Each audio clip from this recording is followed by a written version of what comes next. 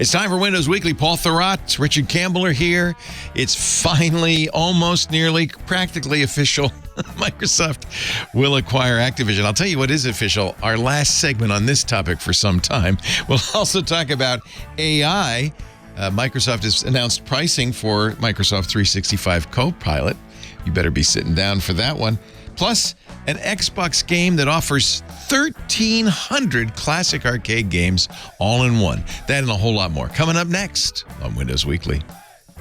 This show is brought to you by Cisco Meraki. Without a cloud-managed network, businesses inevitably fall behind. Experience the ease and efficiency of Meraki's single platform to elevate the place where your employees and customers come together. Cisco Meraki maximizes uptime and minimizes loss to digitally transform your organization. Meraki's intuitive interface, increased connectivity, and multi-site management keep your organization operating seamlessly and securely wherever your team is. Let Cisco Meraki's 24/7 available support help your organization's remote, on-site, and hybrid teams always do their best work. Visit meraki.cisco.com/twit. Podcasts you love. From people you trust. This is Twit.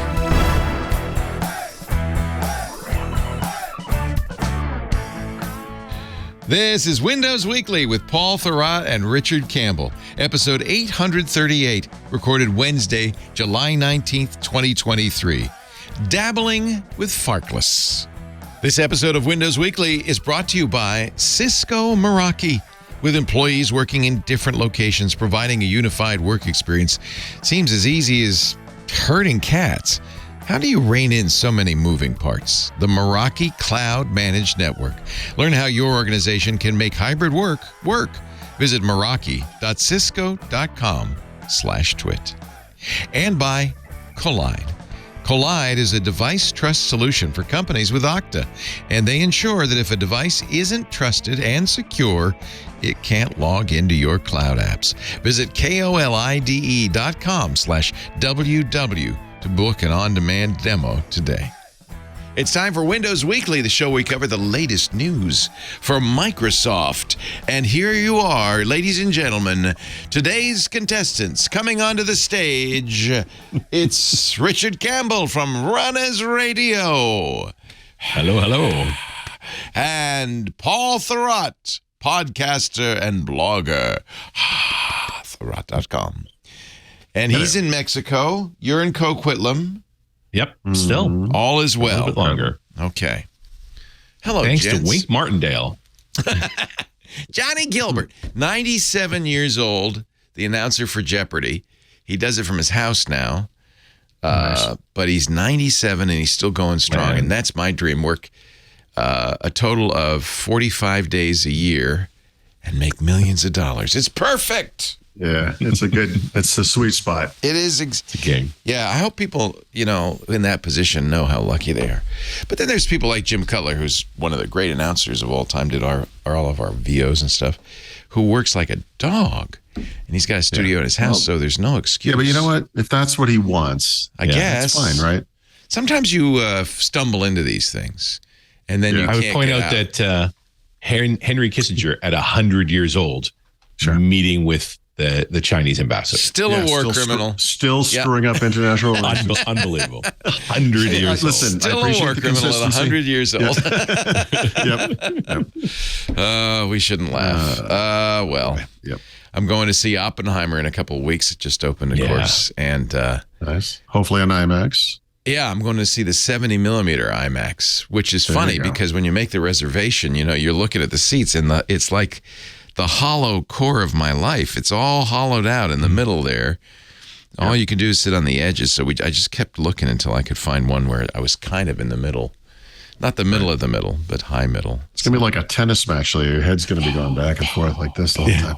I have sat close to the front in IMAX, and that is not a good place to sit. Right. The ideal, I guess, it's a lot of screen. A little ways back, but you really want to be in the middle for some reason. I'm not sure why. Anyway, you don't want your crick in your neck. It is a 3-hour movie. Yeah. It seems to be the thing these days. If you're going to go to the movies, you're going to go to movies for a long time. It's going to be It's going to be a big movie. I'm very excited. I was reading a a blog. There's a Substack by a guy who is an expert on Oppenheimer, who's kind of commenting on the historicity of it. And he says it's pretty good, pretty accurate. There are a few things they maybe underplay that maybe should be overplayed, like why did we do it? And really was Nagasaki necessary? But, other than that, they needed to. They needed to test the implosion device. I'm tired of all you Monday morning quarterbacks. Okay, it's a little late for that, I guess. It is. Last time I think the fifth. What is the anniversary of Trinity? Must be the 60th, 70th, 80th anniversary of Trinity. That. It's the 80th anniversary of Trinity today or this week. It will be. Yeah. Right. Trinity. Oh, Trinity. I'm sorry. Trinity was where the first explosion of an atomic bomb. First explosion. Right. See I was if it thinking worked. at the end of the war. Yeah. So 2 years will be at the end of the war. Yep. Yep. Let me see the exact. 78 years ago. Yeah, 78. Thank you for the math. Oh, anyway, we're here not to talk about anything of that, ilk at all. July 16th, so it was a couple of days ago. That was the day that Apollo 11 took off in July 16th. 1969, yeah. Also the day I was born. Oh, well, you would know then. But not in 1945. Not so much, no. Not unless he's discovered some secret we're going to need to hear about. You're not, what is it, 80? What did you say, 80, 85, 83? 78. 78, when you say that's you right, remember the Civil War, what are you referring to exactly? Hey, the big news is in. Everybody has. So exciting. The table has been cleared. The Ninth Circuit Court of Appeals, as expected, upheld the judge's decision, said there's no reason for an injunction on this. Even the you're UK. You're jumping way ahead. Way ahead. Okay. I am. Give us the timeline. You guys, better than anyone, know I've spent most of this year figuring out the roller coaster that is how updates to Windows 11 have changed, right? Back and forth, back and forth. I never thought anything would ever be stupider, longer, more drawn out. And once again, I've been proven wrong. This Microsoft Activision Blizzard merger, acquisition, whatever, has been even more topsy-turvy. Last week was insane. Yes. Since we convened, it has been even more insane. So, yes, when we left things last week, there were two caveats, remember? One was that the FTC might file an appeal to the verdict. They did. They were routinely, just roundly slapped in the face and denied that. Summarily declined. Yeah. I'm paraphrasing the ruling. It said no. Basically, it was very short. So that was interesting. That's right. Oh, and I should say, just because I have to write about this, right? Mm-hmm. Once the FTC lost its appeal, there was a very strong chance, I thought, that Microsoft might actually consummate this acquisition over the weekend. Right. Problem is, we're in Mexico. We had friends with us, and we had already booked a hot air balloon ride for Saturday morning. So I brought a laptop. And if needs be, I would have written this story. Filed from a balloon. From the gondola. 3,000 feet above Mexico the Aztec City. pyramids outside of Mexico City. That's not what happened. But too bad, because that's a great dateline, I have to say. Great story. Right. So don't doubt my dedication. The reason we thought it would happen is that there was a breakup fee on the 18th, right? That they would owe $1 billion if it didn't happen by the 18th. I think it was more than $1 billion. $3 billion. Yeah. So yes, we got the July 18th date coming up, which is the break, the end of the deadline, which was yesterday as we record this. But we also have the UK CMA, which has been like just kidding, and then backstep, and then just kidding, and they kind of keep going back and forth. So on the weekend, it's funny because I can't actually do this, but the UK CMA came out and said, you know what? We got a list of concessions from Microsoft that is meaningful. We are going to extend our deadline for its review for our review of these new concessions. I'm not a UK lawyer, legal expert, whatever, but the CMA typically issues what's called a final decision and then never comes back to readdress it ever again. This is one of the very rare times they've ever agreed to do that. It really feels like it's like if we can just find some way to save face so that we can say, oh, see, we got a concession, moving on. because they know it's over, right? Using what will be only considered a butchered New Zealand accent, I will say back flipper or flip flopper. Flip flopper. You're a flip flopper. Order. Yeah. So, yes. So I think it was Sunday morning. So the balloon ride happened. We had this UK story. Okay. The acquisition was not happening. You're up in a balloon floating above. Checking my phone. And you're just constantly like, let's see if did it happen? Did it happen? Oh, I was any second. I was thinking, and you know what? The thing that this is what bugs me. And I didn't figure this out till Monday. I had exchanged some emails with Microsoft PR on Friday night because they issued a statement about the FTC losing the appeal.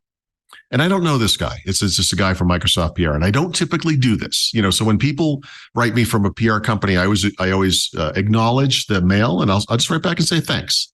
And I had one guy or woman some years ago who said, you're one of the few people that actually ever does this, and I'm like, okay, I wasn't sure if it was annoying or not. But anyway, I wrote this guy back and I said, thanks. And then I said, and congratulations, which is normally it's just so out of character for me. And then he said, thank you. He goes, I'm so happy that I can now enjoy my weekend, which should have been the clue. This wasn't happening during the weekend, right? Didn't realize it till Monday. He knew he was good. Yeah. Yep. He knew he was good. And he was maybe trying to tell you. Hint. So I feel bad about that. Anyway, so Sunday we got what I think is the clearest signal yet that Microsoft is acquiring Activision Blizzard, which is that Sony, which apparently never answered a single email from Microsoft in 18 months, suddenly agreed to a deal for Call of Duty. Yeah, I was looking at the backstory of this. Microsoft had proposed this in 2021, it said. Yes, right? Yes, a long time ago. In January. 18 months ago. Yeah. What? Yep. And Sony was like, we're not even looking at it, See, so, you dust off a 30-month-old email and say, okay. Yeah. Yep. It was signed and everything, and Sony just sat on it, hoping against hope that the courts would pay no attention to it. Pay no attention to that email sitting in my inbox.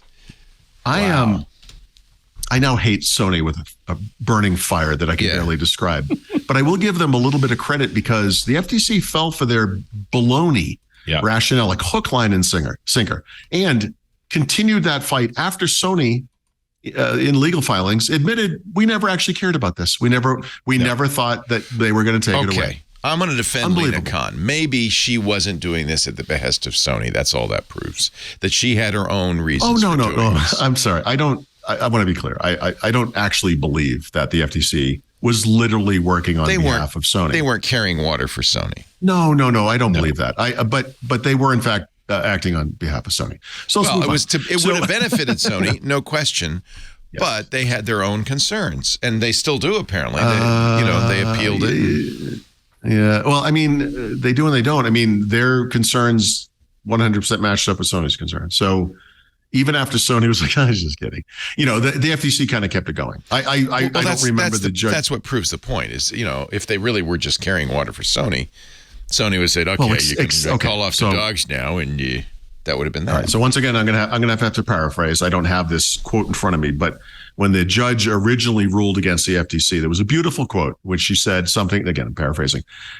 You've spent 18 months gathering evidence. You've collected 100 documents of evidence. You've gotten all these experts to rule in. You've interviewed people, and we have found not one item that backs your claim that Microsoft will ... So yeah, I mean, I guess so, but the very nature of the fear of Microsoft taking Call of Duty away from Sony and PlayStation, whatever, was completely unwarranted from day one, and that never changed. Well, and Sony knew it, and even talked about it, and it was revealed, and the FTC continued. That's my point. So yeah, literally, they were not working on behalf of Sony, but at some point, when you realize that every argument you've ever made is false, made up, or just baseless, when do you give up? You had a stack of outs. Yep. Right. Like at any point along any of these reveals, you could have said, hey, under the circumstances, we withdraw our case. So I again, put in the awkward position of defending something that I think is defenseless. I will just say on behalf of the FTC, they have been given a political mandate to come down hard on big tech. There was further news about that today. Right. Specifically with regard to mergers and acquisitions. And listen, it's not a horrible defense, honestly, in this day and age to say, I'm sorry, but this company is just too freaking big. No. And the powerful don't get more powerful, right? That seems to be the real point of the argument. Even though not that they made that well at all. No, but again, the thing is with antitrust, with everything, right? You have to look at every individual case, and this one never made sense. So, okay. Anyway, let's move on. That was Sunday. So, in order for the CMA extension, the deadline extension actually make sense, apparently, a UK court had to actually rule that this was going to happen, and they did. And this gave the two sides time to negotiate, right? I don't remember what day that was, Monday, probably Tuesday, I don't know, Monday, Tuesday, whatever. And then today, Microsoft and Activision formally agreed to extend that July 18th deadline to October 18th to accommodate the renegotiation with the UK. I still think this thing's going to happen pretty quick. One of the interesting things that the CMA said, Friday, I'm losing track of stuff now, but was, hey, I know we said August 29th, I think was the day. We're not going to reinvestigate this case, and we're probably going to do it a lot more quickly than that. So I actually think this is going to happen. It could happen any day, but I think it's going to be within weeks. I don't think we're looking at the fall. I think this happens pretty quick. Yeah, it sounds like everybody's done. You know what the outcome's going to be. Why wait? Well, here's why you wait. So let's say you're the CMA. CMA is like, hey guys, I'll tell you what, just give us 2 weeks. We're going to write up some stupid document that makes it look like your concessions. We had a plan, sense. And then it looks like they did their job. It looks like there was some due diligence. If you come out too quickly with a verdict, it's like, wait a minute, what were you doing exactly? Yeah. But if they could, right? I think the other part of this is summer vacation. They don't want to work in the summer. Oh, that's right. Okay. That could be too. And so and plus nobody's watching. Like, this is a perfect time to take out the garbage. Right. Nobody's paying attention. Or as we used to say, take out the Euro trash. There you go. Yes. So I mean, listen, I've not changed my tune on this as with regards to whether it should happen. I am now. I'm sure I felt like this last week. I don't remember what I said exactly, but this seems like it's barreling toward this conclusion. That Microsoft will acquire this. I'm going to pay very close attention to the competition group in New Zealand who also had protests, because I suspect they're just going to let that one go. But it'll be fun to see what happens with them. Well, that's because they're polite there. It's like, we disagree, but let's, if you don't have anything nice to say, just shut your mouth. That kind of thing. And I think there's just got to be a read of the room, right? Let's read the room on this one. Right. I don't defend the CMA or the FTC, but just looking at it, in the past now a little bit, it's slightly reasonable for the CMA to think, well, it's not going to be just us. The FTC is going hard after this too. Right. We will look like we did something to protect, whatever it is. Well, and I think this is what Brad Smith's play was. As soon as the FTC came on, it's like, if we break that, the rest will fall in line. Yep. And I would argue that was more true before the FTC became as crippled as it's been. Like, there used to be a time, just not that long ago, but generally speaking, when these American groups, and it's not to say the FTC, the FDA, the FAA, like, they were the world standard. When they said the thing was fine, most countries signed on at that point. Yeah. But they've all been weakened. And, Well, yes, but there's also, maybe someone knows more about this than I do, especially outside of tech, but I cannot think of a single example of an acquisition like this where a company has made so many concessions and so many deals with competitors on two fronts in this case in order to mollify regulators and address the concerns and make this thing happen over such a long period of time. Yes, and even though the concessions were based on deception to the regulators. You made concession to regulators that were being deceived by your competitors. I got to point out, Microsoft is already a convicted monopolist. Well, hold on a second. They've made promises which they've broken in the past. Hold on a second. Is it unreasonable for a regulator or a judge to say, well, thanks for the promises, Microsoft, but there's more to it than just making promises? But they never made that point. They never made that point. But that's not fair either. Microsoft today is not the Microsoft that did that stuff. Microsoft's reaction to this antitrust case is a polar opposite of what they did in 1999, whatever year it was. and all the stonewalling they did with the EU as well. This is like, I always use this example, I'm sorry, this is like saying, well, Germany is a proven fascist state, and they will, like, that was a different Germany. No, but we have lots of rules about Germany arming. Yes. I mean, we still keep an eye on them, let me tell you. And even the German government has very strict rules about Nazis. They still are that's fair. concerned. But that's still true here too. So listen, no case like this in tech has undergone this level of scrutiny. We can sort of make that comparison. Like it's like, okay, we still feel like this is a convicted monopolist or whatever. But first of all, that thing was watered down to the point of uselessness by the time it ended. So yes, convicted, but whatever. They also basically they settled, didn't they? Wasn't it a settlement? Consent decree ended in 2011. Yeah. So yes, to all of that, of course, but this is a completely different company. Yeah. And a completely different era. This is not them running roughshod over the market they dominate. Right. Trying to kill competition and prevent other competitors. The FTC did bring up the fact that they had made promises in the ZeniMax acquisition, which they did not keep. What promises? What do you mean? They took one game away from Sony? Was that the promise? Because if it is Starfield, right? If that's the promise, then what you hold that up against is the 127 exclusives that Sony is wielding over Microsoft. And you say, the balance is still way off. So all we're doing here is giving Microsoft the right to compete on the same playing field that Sony does, and they're not even close in that regard. FTC pointed to Microsoft's record of acquiring and using valuable gaming content to suppress competition from rival consoles, including its acquisition of ZeniMax. Microsoft decided to make several of Bethesda's titles, including Starfield and Redfall, Microsoft exclusive. Despite assurances that it had given to European antitrust authorities, it had no incentive to withhold games from rival consoles. Forgive me, but I understand why the FTC was skeptical of promises Microsoft made in the Activision deal. And by the way, this is in the initial filing. The FTC brought this up. Right. But what you look at is how many games did ZeniMax release during this time frame that went cross-platform, and it's overwhelmingly in that favor. So yeah, but my point is only case. that Microsoft does exactly what's good for Microsoft, and if it involves exclusives, of course. Well, but that's why you regulate them. Yes, And of course it's going to do whatever it's in its best interest. No, but this proves the point. Microsoft should be allowed to do whatever it wants, just like Sony does. This gives Microsoft the ability to wield the same weapon against Sony that Sony and Nintendo wield against Microsoft. What will happen is, and I say this like it's a fact. I'm sorry, I didn't mean it like that. But it's inconceivable that what won't happen is, we'll look back on this 2 years, 5 years, 10 years. I don't care. Microsoft, Xbox, whatever, will have far fewer exclusives than Sony and Nintendo. Because Microsoft, unlike Sony and Nintendo, and this is the reason you go down the exclusives path, dominate in consoles, and Microsoft does not. It behooves Microsoft, because they have failed, to put their games on as many platforms as possible. Their path is the same one it is for Office, for anything else. Put it everywhere. That's how they make money.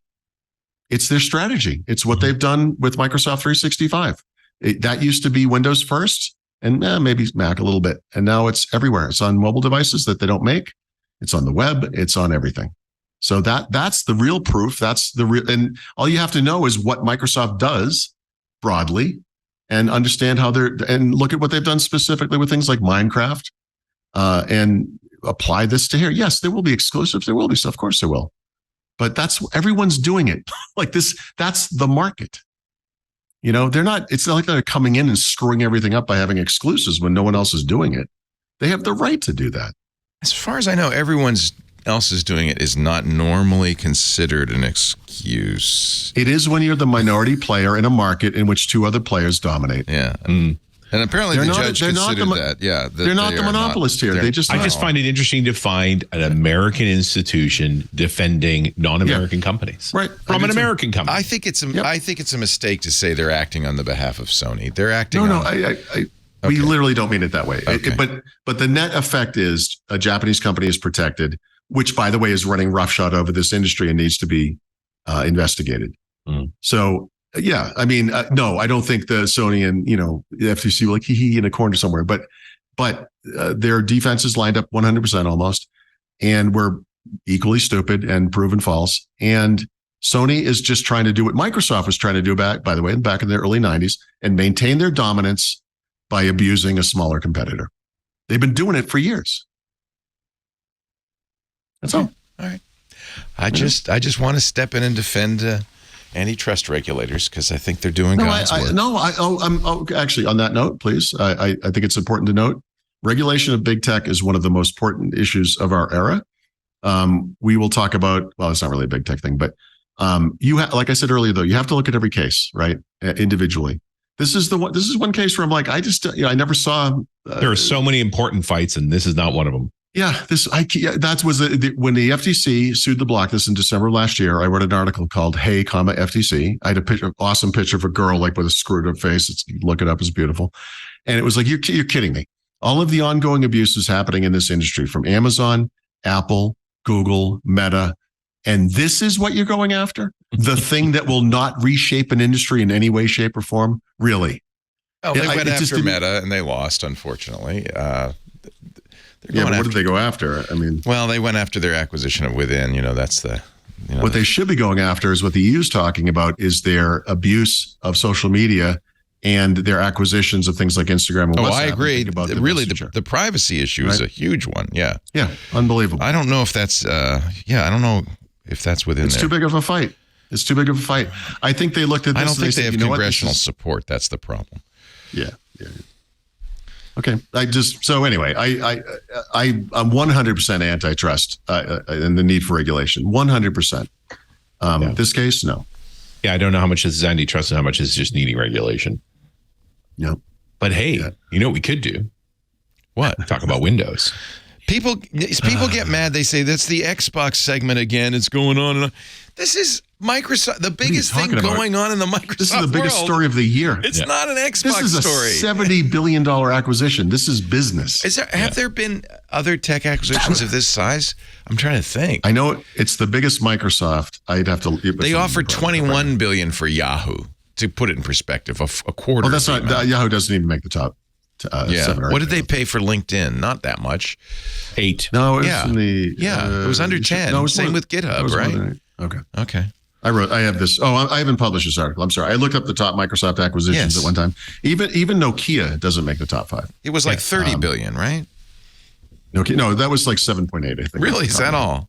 Wow. Yeah. I think it literally is a standout by itself. Like I don't know. At $26 billion for LinkedIn, that was the largest deal. Yeah. That Microsoft had done. I'll just look until this one. Where is this thing? I haven't published yet. So biggest Microsoft acquisitions. I think it's LinkedIn for 26. Yeah. Why can't I find this? And now LinkedIn was 26. That sounds right. Yeah. That rings a bell. And now Activision big. But even overall, like the Dell EMC deal used to be the largest deal at 67. I think the Activision Blizzard was slightly bigger.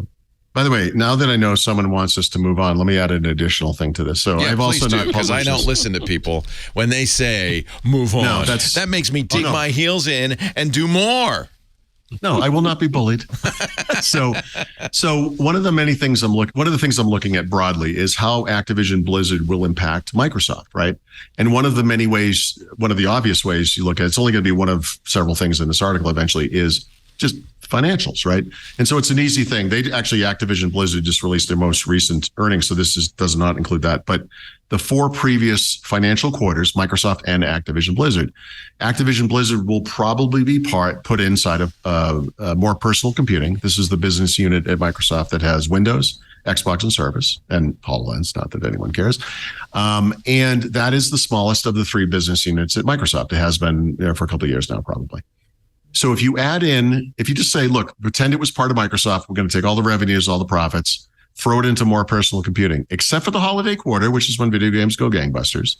More personal computing is still the smallest Microsoft business unit, which kind of cuts to my point of, it's a big deal. It's $70 billion. But as far as changing things, this is one indication of how, honestly, Microsoft's cloud businesses, which are Azure and all of the Microsoft 365 stuff, which constitute the biggest chunks of the other 2 business units, are still bigger. So, except, again, for Christmas. So I just think that's kind of interesting because, and then when you compare it to Microsoft revenues, right? I mean, we're talking about a company, Activision Blizzard, that makes between 1.5 and 2.4 billion in revenues per quarter. More personal computing, again, the smallest business unit in Microsoft is 13 billion, 14 here and there. Just that little part, just that 1/3 part of Microsoft is, 7 times as big. So, big acquisition. But compared to Microsoft, this is like eating a goldfish, financially, right? This is like if I want to buy a piece of candy down the store, I take it out of petty cash. Microsoft does the same thing, except they're doing it for Activision Blizzard. And still one of the largest tech acquisitions in history. Right. Arguably the largest. Yeah. Anyway, there's more to that story. I don't want to run the whole thing. I'll read it. But there's so many different ways to look at how this is going to impact Microsoft and Xbox, right? And the others generally, of course, are just gaming related. Microsoft has zero footprint in mobile gaming today. This will change that story. Microsoft has some footprint in PC gaming. Doesn't change that really at all, frankly.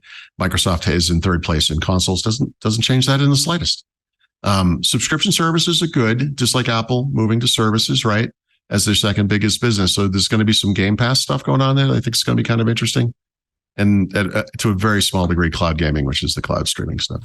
I still see this as very much the long play of gaming is going to consolidate around a monthly pass. That's right. And Microsoft has done the best of positioning at this. Xbox started out as a console, a hardware device, and then it will evolve over time into a set of services, which again, to the point I made earlier, Microsoft today is about cross-platform, meeting customers where they are. And I think where they want to be is at the point where they're not selling hardware, because they're the only ones that lose money doing that, and just sell the games to everybody. So there may be a future where there is no Xbox. Preferably by collecting money from them every month. Exactly. That's the Microsoft model. They're really good at it. And by the way, Richard knows better than anybody. It started with SLA, not SLAs, the enterprise licensing back in the 90s. Mm-hmm. What's the term? Software assurance, SAs. Yeah, volume license agreements. Volume licensing, exactly. This is, they took this model and they applied it to consumers, and it's been small. Xbox Live Gold, a little bit. Microsoft 365 now, family and bigger. Whatever. It's bigger, but okay. This is the volume. This is when we get out to mobile in the volume part of the planet. So we'll see.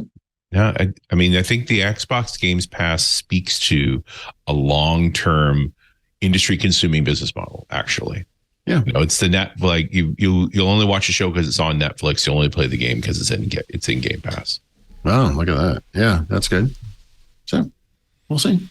Okay, when you guys are forced to have a Game Pass just to play games, you can thank me later. Mm-hmm. Oh, but hold on a second. So we do that with music. We do that with movies and TV shows. I know. I mean, this is we do. Streaming is the way. I'm not. We're almost post argument over ownership. At that point, right? Right. Yeah. But there is an argument. There's definitely a debate to be had. I don't mean to dismiss it, but I don't want to own physical media. I don't want to carry it around and all that. That's stuff. right. So and the other thing is, the convenience. These things are transient.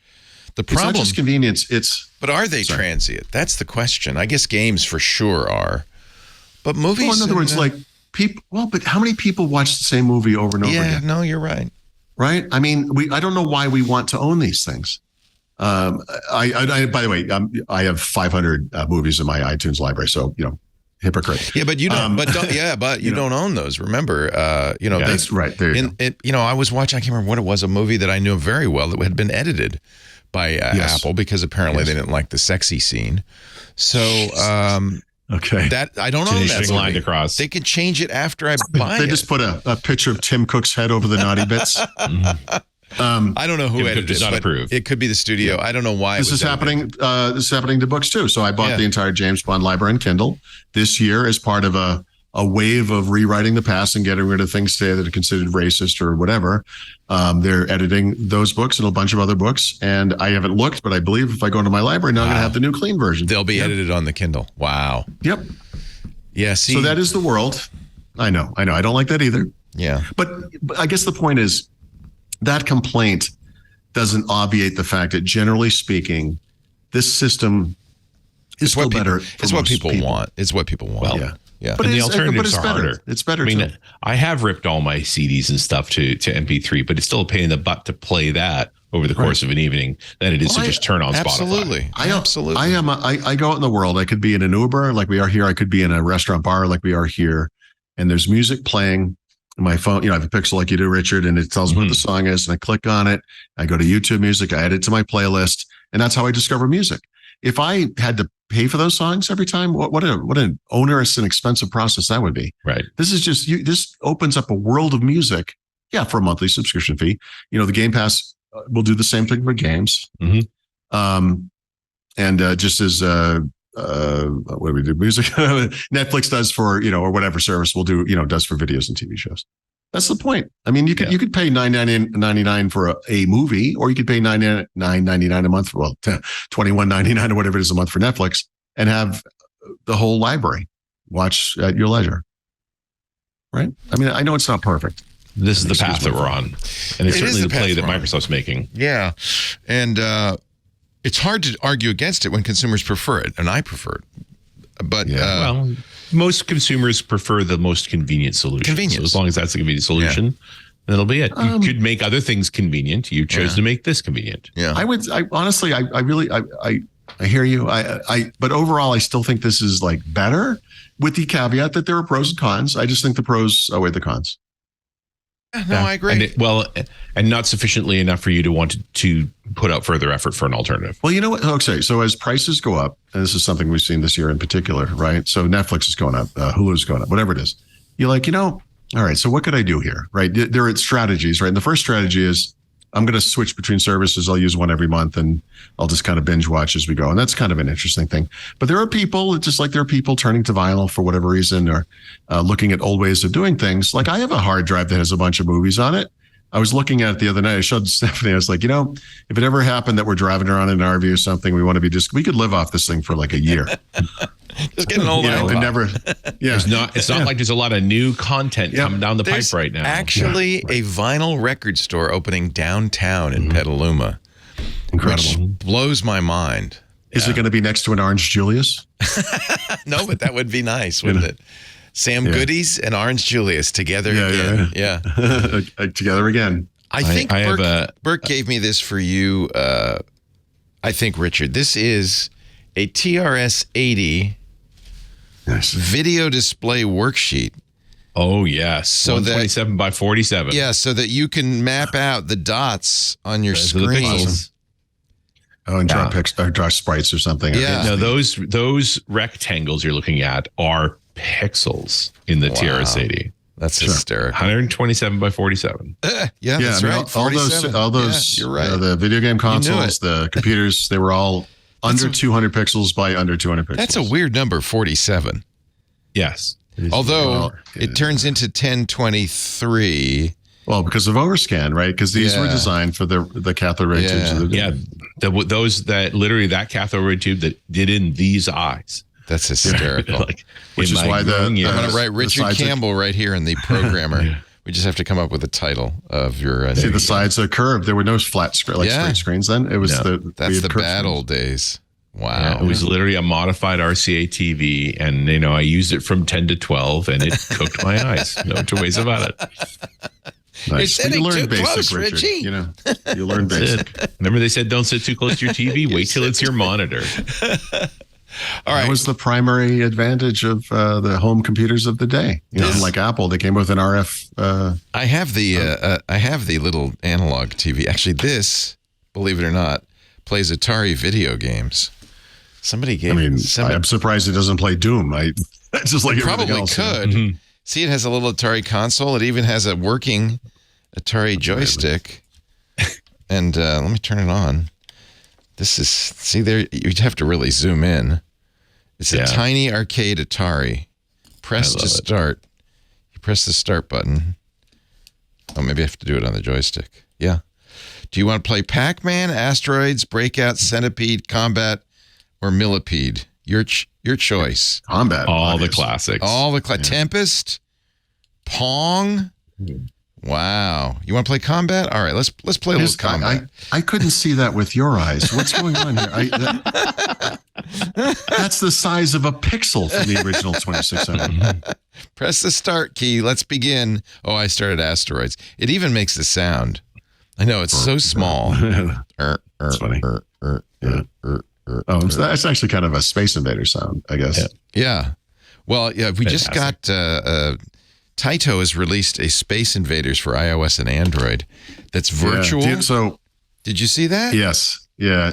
So the guy who invented Space Invaders recently gave an extensive interview somewhere. It's probably easy to look up, but here's a beautiful fact about Space Invaders. Everything was so slow then. So when he had many things on screen, it's like, it moves really slow. Yeah. So there's a feature of the game where as you kill the Space Invaders, it speeds up. That's just because there's less for the processor to do. And it just became a feature of the game. It's beautiful. Isn't that beautiful? It works. Yes. It made so much sense. Making lemonade out of a lemon. I love that. To get my beginner certificate in the class I took online at BC, I had to write a Space Invaders game. Nice. Yeah, in Racket and Scheme. All right, let's take a break, and then when we come back, I'm sorry. I apologize. No more Xbox. Well, until later. There's going to be a lot more Xbox. We're going to talk about Windows. There's more Xbox coming. No more Trash 80. How about that? But we will talk about Windows in just a second. Our show today brought to you by Cisco Meraki. They are the experts in cloud-based networking for hybrid work, whether your employees are working at home, like our friend Mr. Campbell here at the shore, at a cabin in the mountains in Mexico City, like Mr. Thurrott here, maybe on a lounge chair at the beach like me right now, if in my dreams anyway. A cloud-managed network provides the same exceptional workspace everywhere, no matter where your employees are. And you know what? You may as well roll out the welcome mat, because hybrid work is here to stay. We might resist it, but it's here. And I think if you're going to do it, hybrid work works best in the cloud. And I want to underscore, it's not just employees who love it. It's got perks for leaders too, because your workers are happier. They can move faster. They can deliver better results. And the key is this cloud-based, cloud-managed network. Leaders can automate distributed operations. They can build more sustainable workspaces with hot desking, things like that. They can proactively protect the network too, because actually security is job one. An IDG Market Pulse research report conducted for Meraki highlights the top-tier opportunities in supporting hybrid work. Hybrid work is, according to this report, is a priority for 78% of C-suite executives. Leaders want to drive collaboration forward while staying on top of or boosting productivity and security. And security is one of the big challenges with hybrid work. 48% of leaders report cybersecurity threats are a primary obstacle to improving workforce experiences. So absolutely key in your cloud-managed network is active, always-on security monitoring. That's one of the things that makes the Meraki cloud so awesome. IT can use apps from Meraki's vast ecosystem of partners, turnkey solutions built to work seamlessly with the Meraki cloud platform. You can do asset tracking, location analytics. You can gather insights in how people use your workspaces. In a smart space, environmental sensors can track activity. They can look at occupancy level. You can stay up on your cleanliness. You can also hot desk based on vacancy and employee profiles. Employees can scout out a place to work, reserve ahead of time. And if it's a restricted work area, you're going to love this. They can book in advance, and they can have time-based access, so they can't get in until it's their turn. Mobile device management, very important these days too. Endpoints are everywhere. Integrating devices and systems allows IT to manage, update, and troubleshoot company-owned devices, even when the device and employee are in a remote location. They're in Mexico City. Turn any space into a place of productivity and empower your organization with the same exceptional experience, no matter where they work, with Meraki and the Cisco suite of technology. Learn how your organization can make hybrid work. Visit Meraki, Meraki, Meraki.cisco.com/twit. We thank them so much for supporting Windows Weekly and these two remote workers here. Actually, I guess you're not technically remote, Richard. Although you're traveling around so much when you're at home, in a way, you're remote, aren't you? Yeah, it's all kind of weird. Don't worry, In August, I'll be in Copenhagen. Oh, nice time to be in Copenhagen, actually. A great time to be in Copenhagen. Oh, that'll be fun. So go to the Tivoli Gardens, wander around. It's a beautiful city. And eventually I'll organize the shot when I'm up on the coast so you can see the ocean behind me the whole time. Nice. Do you have a house up there? Yeah. That's where we're moving to full time. Copenhagen? No, to up on the coast. Thank you. Okay. That makes more sense. Okay. Yeah. So if you think he's remote now, wait until you see the new place. Really? Yeah. Surrounded by redwoods up in the beautiful British Columbia Let's just forest. say you have to take a ferry to get to it. Really? Yes. Oh, wow. Yeah. And we have Starlink, so the internet's pretty good. Oh, well, this will be a good test. I think we've had some other people who use Starlink on the shows.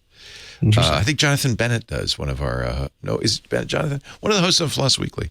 Anyway, back to the show. Back to the most important thing in the whole wide world. More Activision Xbox. Stuff. No, Windows. Right. Sorry. Yeah, the reason we're really here. Yeah. So we're barreling toward. It's been an interesting couple of years for Windows. In the past years, we've had Windows 11 arrive. Microsoft moved very slowly to update it to address the complaints that everyone had from the first release. 22H2 came out last September. Microsoft has since this time updated Windows 11 constantly at a torrid pace, which has been kind of fascinating. We have instances of features that were never tested in the Insider program going public, et cetera, et cetera. Since then, we've also learned that Windows 10 is being put out to pasture, right? The current version is the final version of Windows 10. So they'll, security updates, et cetera. And there's been rumors of a Windows 12, which we think is coming probably next year, right? And so things are kind of going back to that old 3-year cycle, maybe, or getting close to that. We'll see. And then, of course, the Windows Insider program is a hot mess, even more so than usual, because now we don't have specific Windows releases to test most of the time. We just have different tiers, different features. We have ideas about what each channel may mean and may not mean. We don't know. It's hard to say. They don't really talk. So heading into this summer, we're looking for signs, frankly. And Microsoft delivered a pretty good sign. So they said something kind of interesting, which I think a lot of people will not understand because this term does not come up a lot, although Microsoft has used it a lot. And that is that Windows 11 version 23H2, i.e. the version that will come out this fall, September probably, will be released as an enablement package. That means it will be a tiny update. It still requires a reboot, but what doesn't reset is the source code base, which doesn't matter to anybody. But more importantly, the support / compatibility base, right? This is, for all intents and purposes, 22H2 moment 4, as we've been saying, right? Right.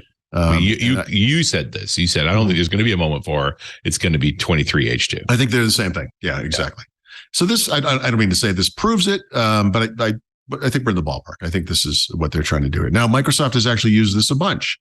So I don't expect anyone to be familiar with any of this stuff. But back when we were doing 2 years on feature updates for Windows 10, Microsoft released 1903 early in 2019, and it was a major release, a version upgrade, right? Source code base update, compatibility, and support update. Well, they're all support updates, but it was a big deal. But when they released 1909, that was an enablement package. It was a minor release, a minor upgrade, and it wasn't as disruptive. It rebooted, came back pretty quick, get a new version number, and most things were the same. They've been doing that a lot. And no one here will be surprised to know that I complain about Windows and updates a lot. But I will give Microsoft some credit because all these years later, literally 8 years later, from the time that Windows 10 was released, in fact, we're plus or minus a few days of that, right? 2015, it was sometime in July, end of July. I think they've finally gotten it to where they want it. They now have every possible avenue where they can update Windows in the least disruptive way possible. In many cases, right? Some of them have to be disruptive, but and we see this with mobile OSs too. We talk about this. Obviously, apps are updated separate from the operating system, but pieces of the OS can now be updated outside of the core OS being version upgraded or whatever. So it's gotten better over time. They haven't communicated a lot, so it's confusing. They've changed the rules a lot, the schedule a lot. That's a lot of what we've been talking about this year, and we'll see what happens going forward. But the most interesting thing to this, and I hope everyone here reads this if they haven't already, is Microsoft issued a white paper that explained how they service Windows, as they call it. And it includes Windows 10 and Windows 11 because they're the two supported versions of Windows today. I don't care as much about Windows 10 today. Obviously, we're kind of moving forward here, but it is fascinating to me that 8 years after they released Windows 10, they're now documenting how they serviced it over that time period in a way that they never did during those 8 years. And the fact that they call the document 1.0 exactly isn't that just a clear implication? We've been making this up, but we decided to write it down. Would you like to read it? Thank you for saying that. That's 100% correct. Exactly. So they have been making it up as they go along. And that's sort of, I guess, what I'm getting. I don't mean to suggest it's not going to change going forward. I mean, my God, it's been changing all year. But that the very release of this document suggests maybe now we're going to have a formal, maybe they've reached the point where they feel good about it. A group of folks got into a room and said, how do you want to do this? Yeah. And then somebody decided to write it down. For all the complaints, I will say the appearance of this document, like you said, 1.0 form, it's classic. So as soon as I saw the number, I'm like, classic. Really? Yep. You couldn't have just 7.3'd it and pretended you were doing this all along internally. Because you would have asked for earlier versions that did not exist. It would have. It's so guileless. It's beautiful. Anyway, but they retroactively pretend there was a strategy for Windows 10, and they show how that changed over time. When in fact, as you said, making it up as they went along. And now we've got Windows 11, where they don't go into all of the details about, they don't talk about moments, for example, right? But that from a very high level, one annual release, which may or may not have been what we used to call a feature update, right? So enablement package, still a feature update, but it's really the same code base from the previous version. So it's a lot less difficult on the user base. I don't know this for a fact, but if you think about how Microsoft rolls out any major version of Windows, there's this system where like the PCs we know to be most compatible, we'll get it first. And then if we get good feedback, we expand it. And you see there's like a several month range where this thing starts getting deployed out into the world. I think with an enablement package, that's not necessary because if you're on 22H2, you are compatible. It's the same system. So that's kind of interesting. I have to wonder if this almost wasn't initially an internal doc to leadership. That the Eye of Sauron largely hasn't been on Windows for a while. For sure.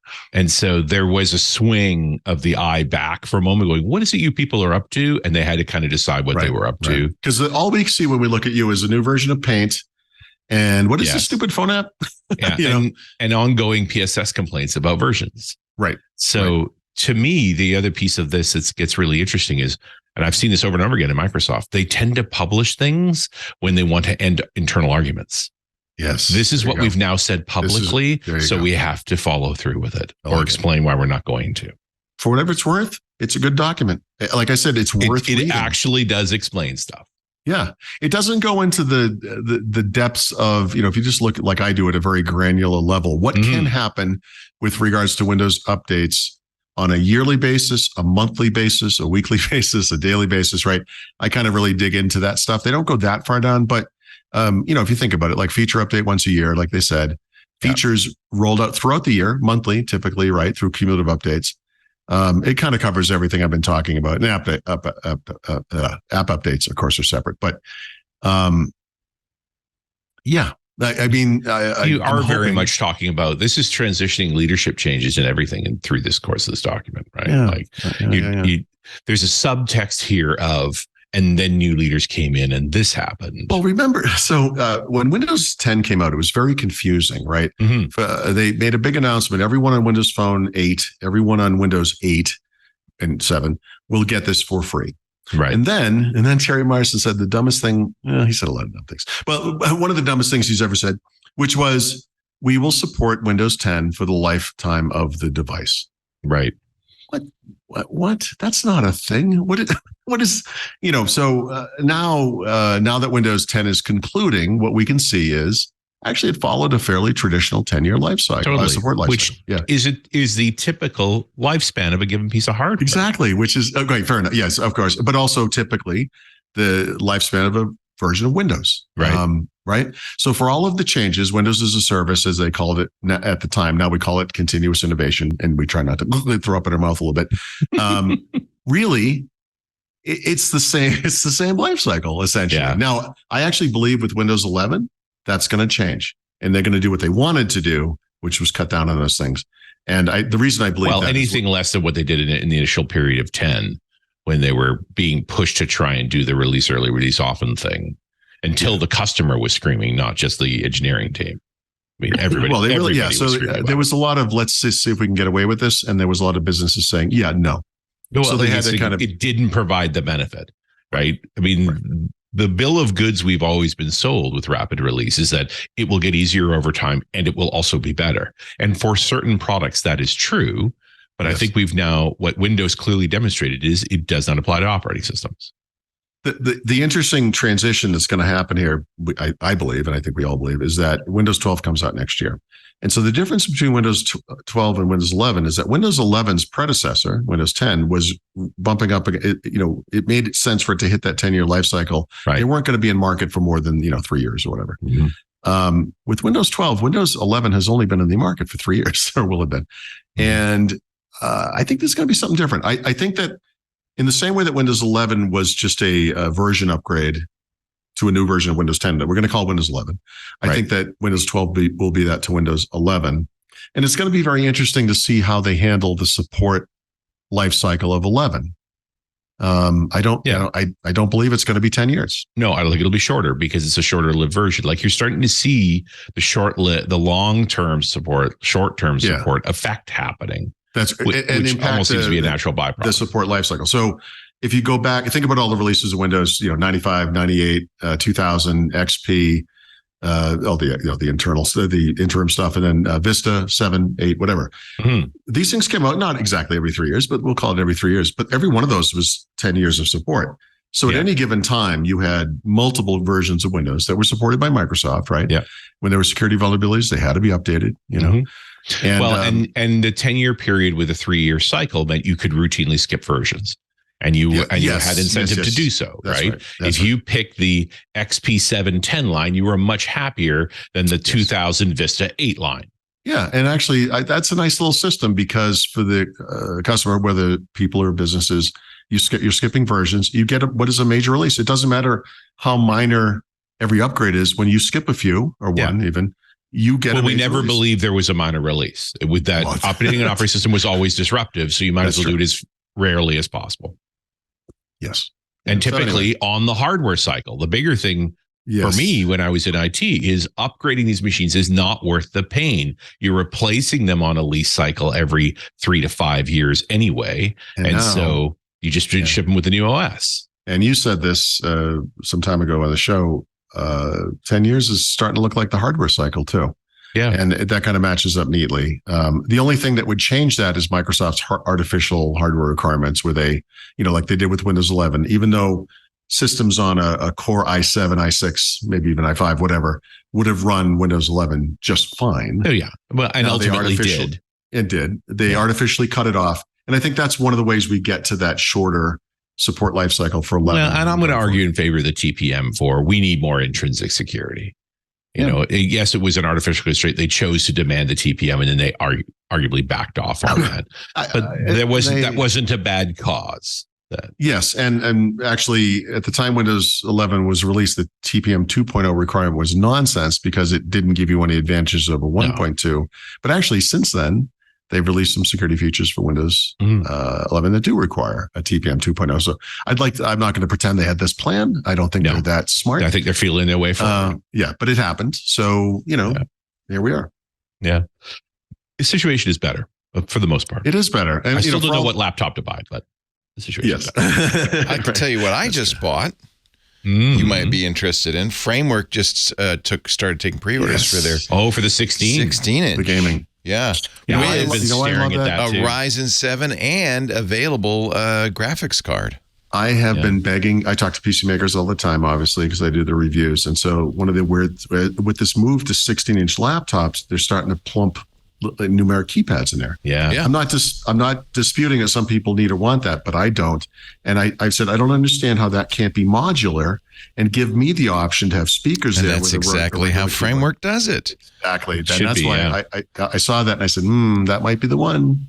Well, and you know, the boss is a heavy duty CAD user. And so she is a big fan of keypads. Like that's definitely a feature. Yeah, for some her. people are. Yeah. And so we're both planning after the move is settled to change laptops. Interesting. Okay. Well, she actually needs more torque than I do. Yeah. So she in the workstation class, 16-inch, portable. Yeah, this might be the one. There are a lot of choices out there. Yeah. The T series Lenovo's, the Delosaurus. Or look at W series Lenovo's too, by the way. Yeah. The one neat thing about these, and I have the Framework 13, the disadvantage is they don't feel quite as solid, right? Because it's all modular. But and they are 3.2, at least on the 13. I guess the 16 won't be. It has to be 16.9, right? But 16.10, I would think. 16.10. It'd be weirdly tall if it weren't. But they're upgradable, and they held on to their promise because I can get this AMD Ryzen 7 in my 13 if I want to upgrade that. So no, this is cool. Yeah, it's really cool. I feel like their end game is going to be they have influenced or through laws required other PC makers to do this, and then maybe this company unfortunately kind of disappears or gets acquired. If I don't know if that's true. I think they're gonna. I just ordered, and it won't come. This is the problem. I ordered it and it won't come to the first of the year, or first quarter. So half a year. That's a long time. In writing, well, it's because they're in such high demand. Yeah. In writing reviews of laptops, like the two big trends that have occurred over the past several years is, aside from 16 by 10, thank God, is the move to sustainable computing, where a lot of recycled materials. Recyclable, yeah. I just forgot what I was going to say. And the user serviceable stuff. So in the beginning, you'd have like a device where like some PC comes out and they're like, oh, you can replace the SSD. That's fun. And then you flash forward 2 years and it's like you can replace the RAM, the SSD, you can replace the wireless things are all in M2 cards.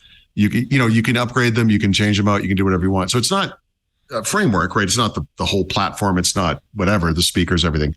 But they are moving in this direction. So we'll see where it leads. But I love that you can have a keyboard without a numeric keypad on this. Right, if you don't want it. That enough caused me to perk my ears. Well, and even you can add it after the fact, or take it out after the fact if you don't want it. Yep. It's I love it. It's all completely. They have spacers. I mean, it's this new one is more configurable than the 13, and then the modular just expansion parts are. Yeah, you choose. You get six of these, and you choose what you want. USB-C, A, DisplayPort, micro SD, HDMI, Ethernet, audio. I think it's great. Yeah. It's pretty cool. Pretty cool.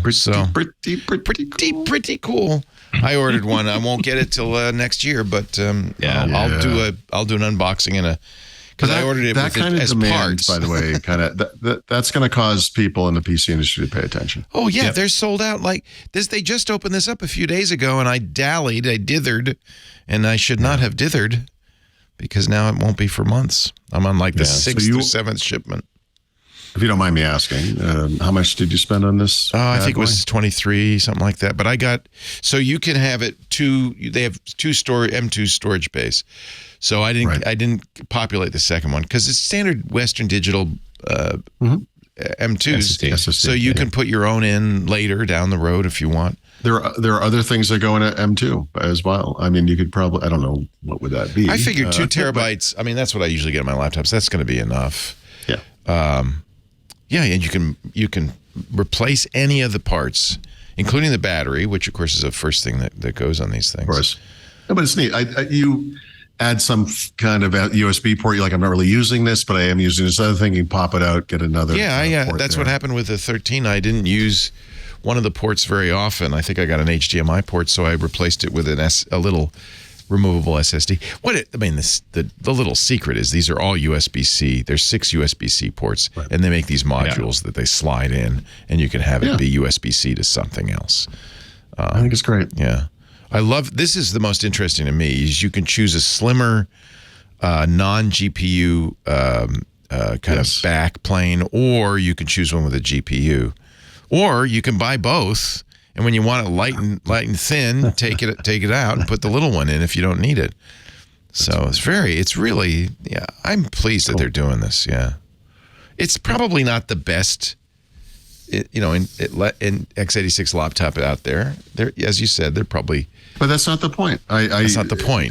For people who want this, I mean, and it gets better over time. Like this one, like you said, is already better than the 13. Yeah, I was very impressed. I was, that was the question. Are you guys really going to allow me to upgrade? And are you going to allow me to upgrade the motherboard? Yes. I can upgrade the processor? Yes. Listen, this is a win-win, right? People aren't buying new computers every few years, but they might want to upgrade a part.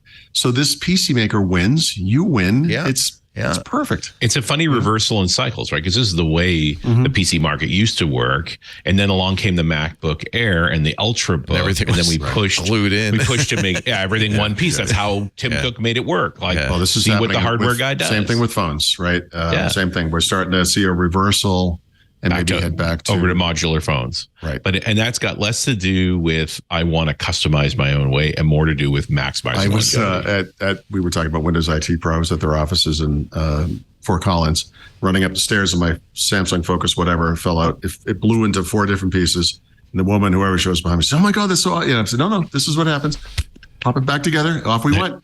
And that was the point. It was like this little plastic back. It popped off easily. The battery came out. The SIM card probably went flying. But you pop it all back together. Everything's fine. It was good. That's how phones used to be.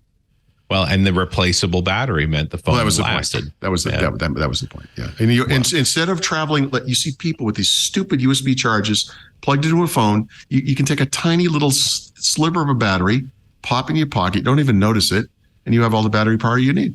Yeah, let me correct myself. It's as ordered, and I ordered kind of top of the line everything except for that second drive. It's over 3,000.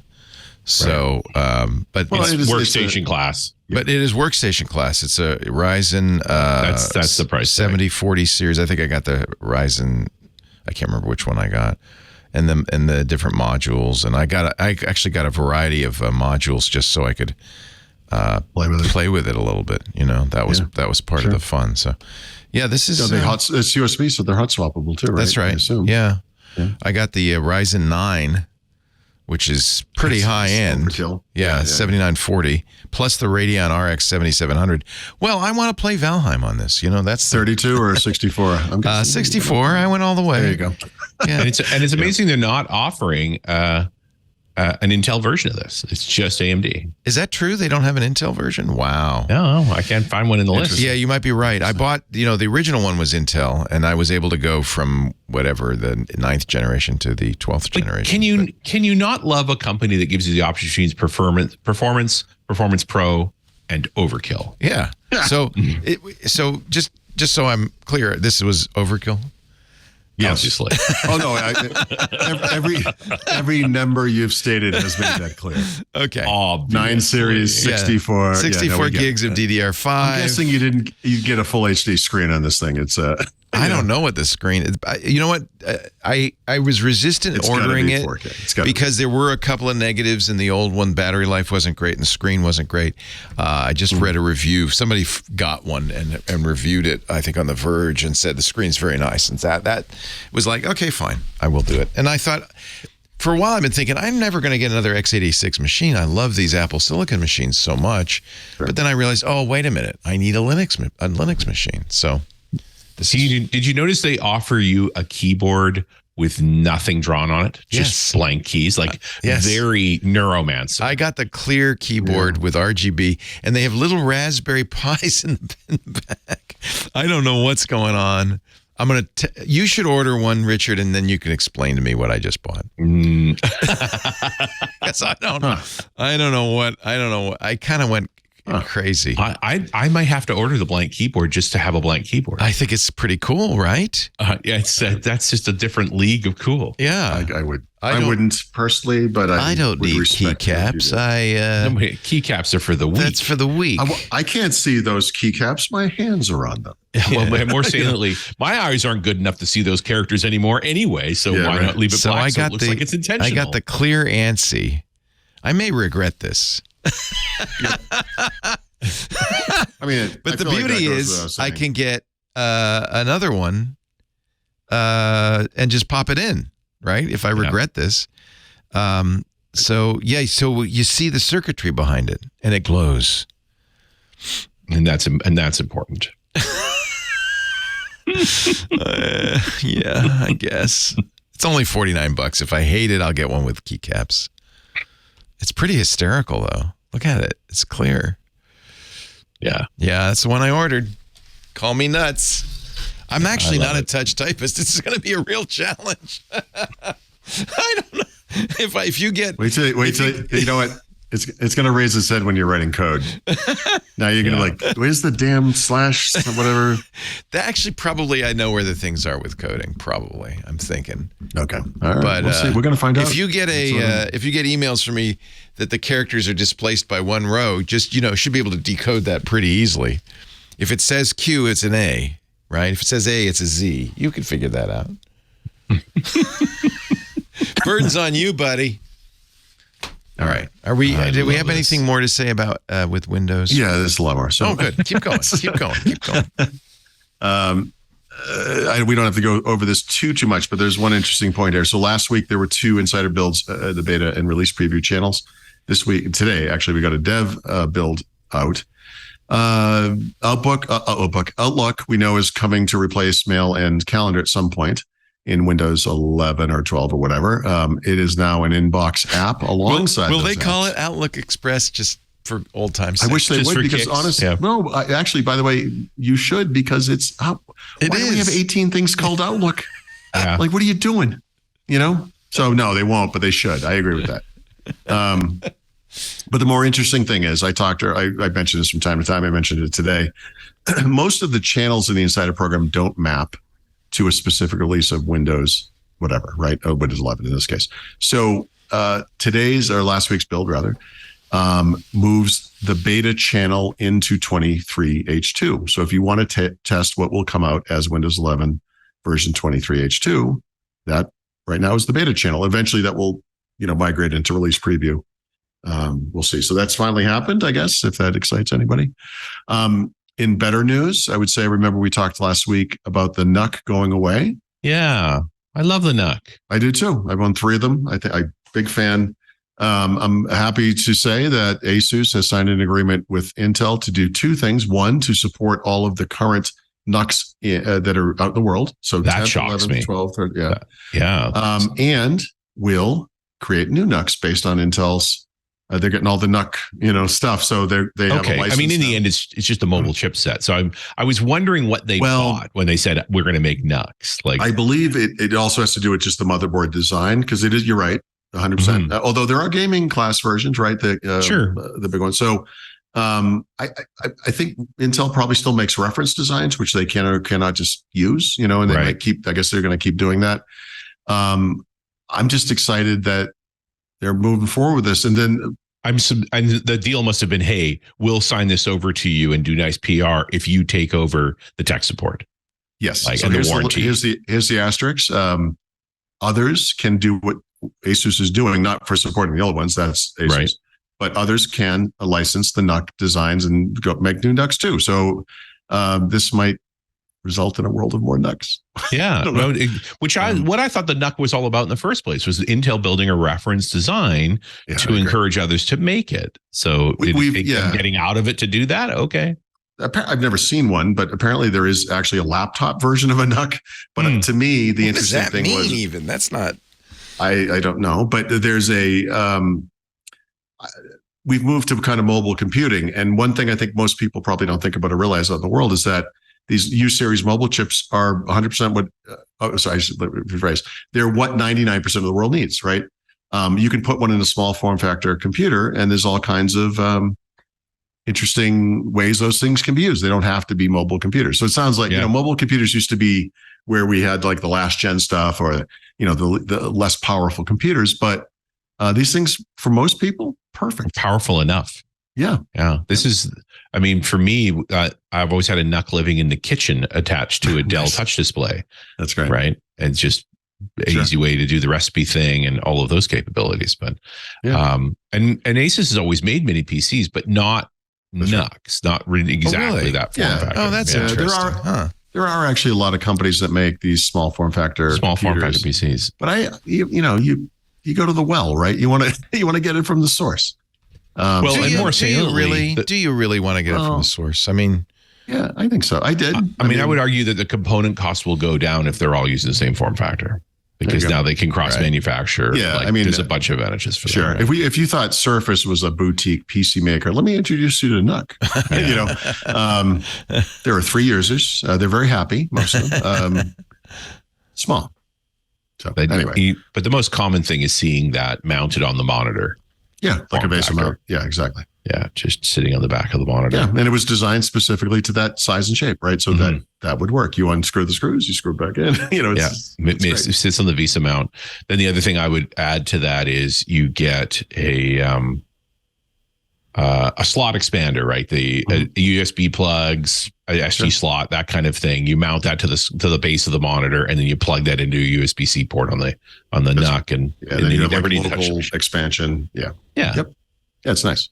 I mean, hopefully your monitor actually just has that built in, right? Well, isn't that the interesting truth? Changing coasts. We sold the big TV in the media room with the media room.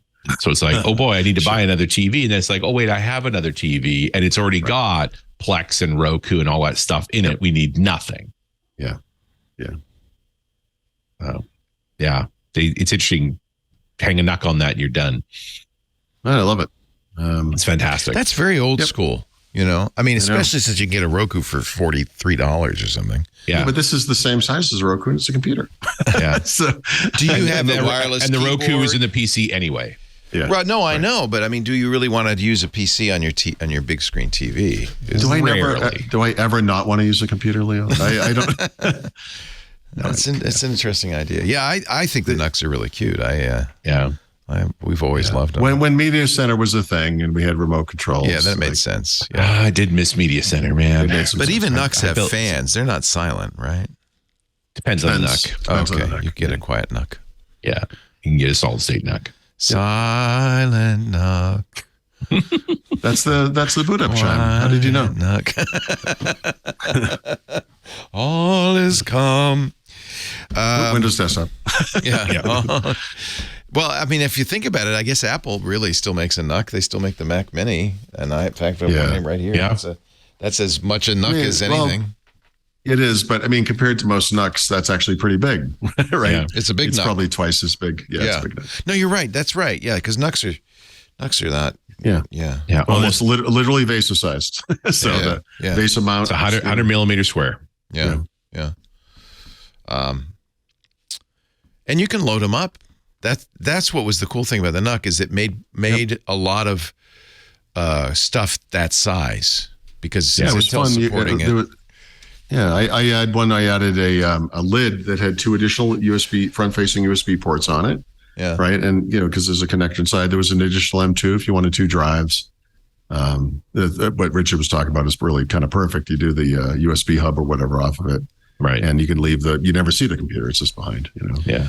Really nice. Discord's singing, sometimes you feel like a NUC, sometimes you don't. Nice. Hey, we do the jokes here, guys. Yeah, come on. Easy. Mostly I steal the jokes, but anyway. Oh, that's good. That's fine. Yeah, it works. Insider program where are we? There we are. Microsoft has a new font. Yeah, so probably wrote about this 2 years ago when they announced it. I don't remember, but apparently 2 years ago they announced they were looking for a new font. It took them 2 years. 2 years. Fonts are hard. Hopefully not the same designers that worked on the Windows 11 Start menu, but whatever. These fonts have actually been available in the font drop-down menu in all the major Office apps for this time period. So if you wanted to be using any of these all this time, you could have been, and they'll remain in there going forward as well. I got to tell you, maybe I'm missing the point. I actually don't like this new font.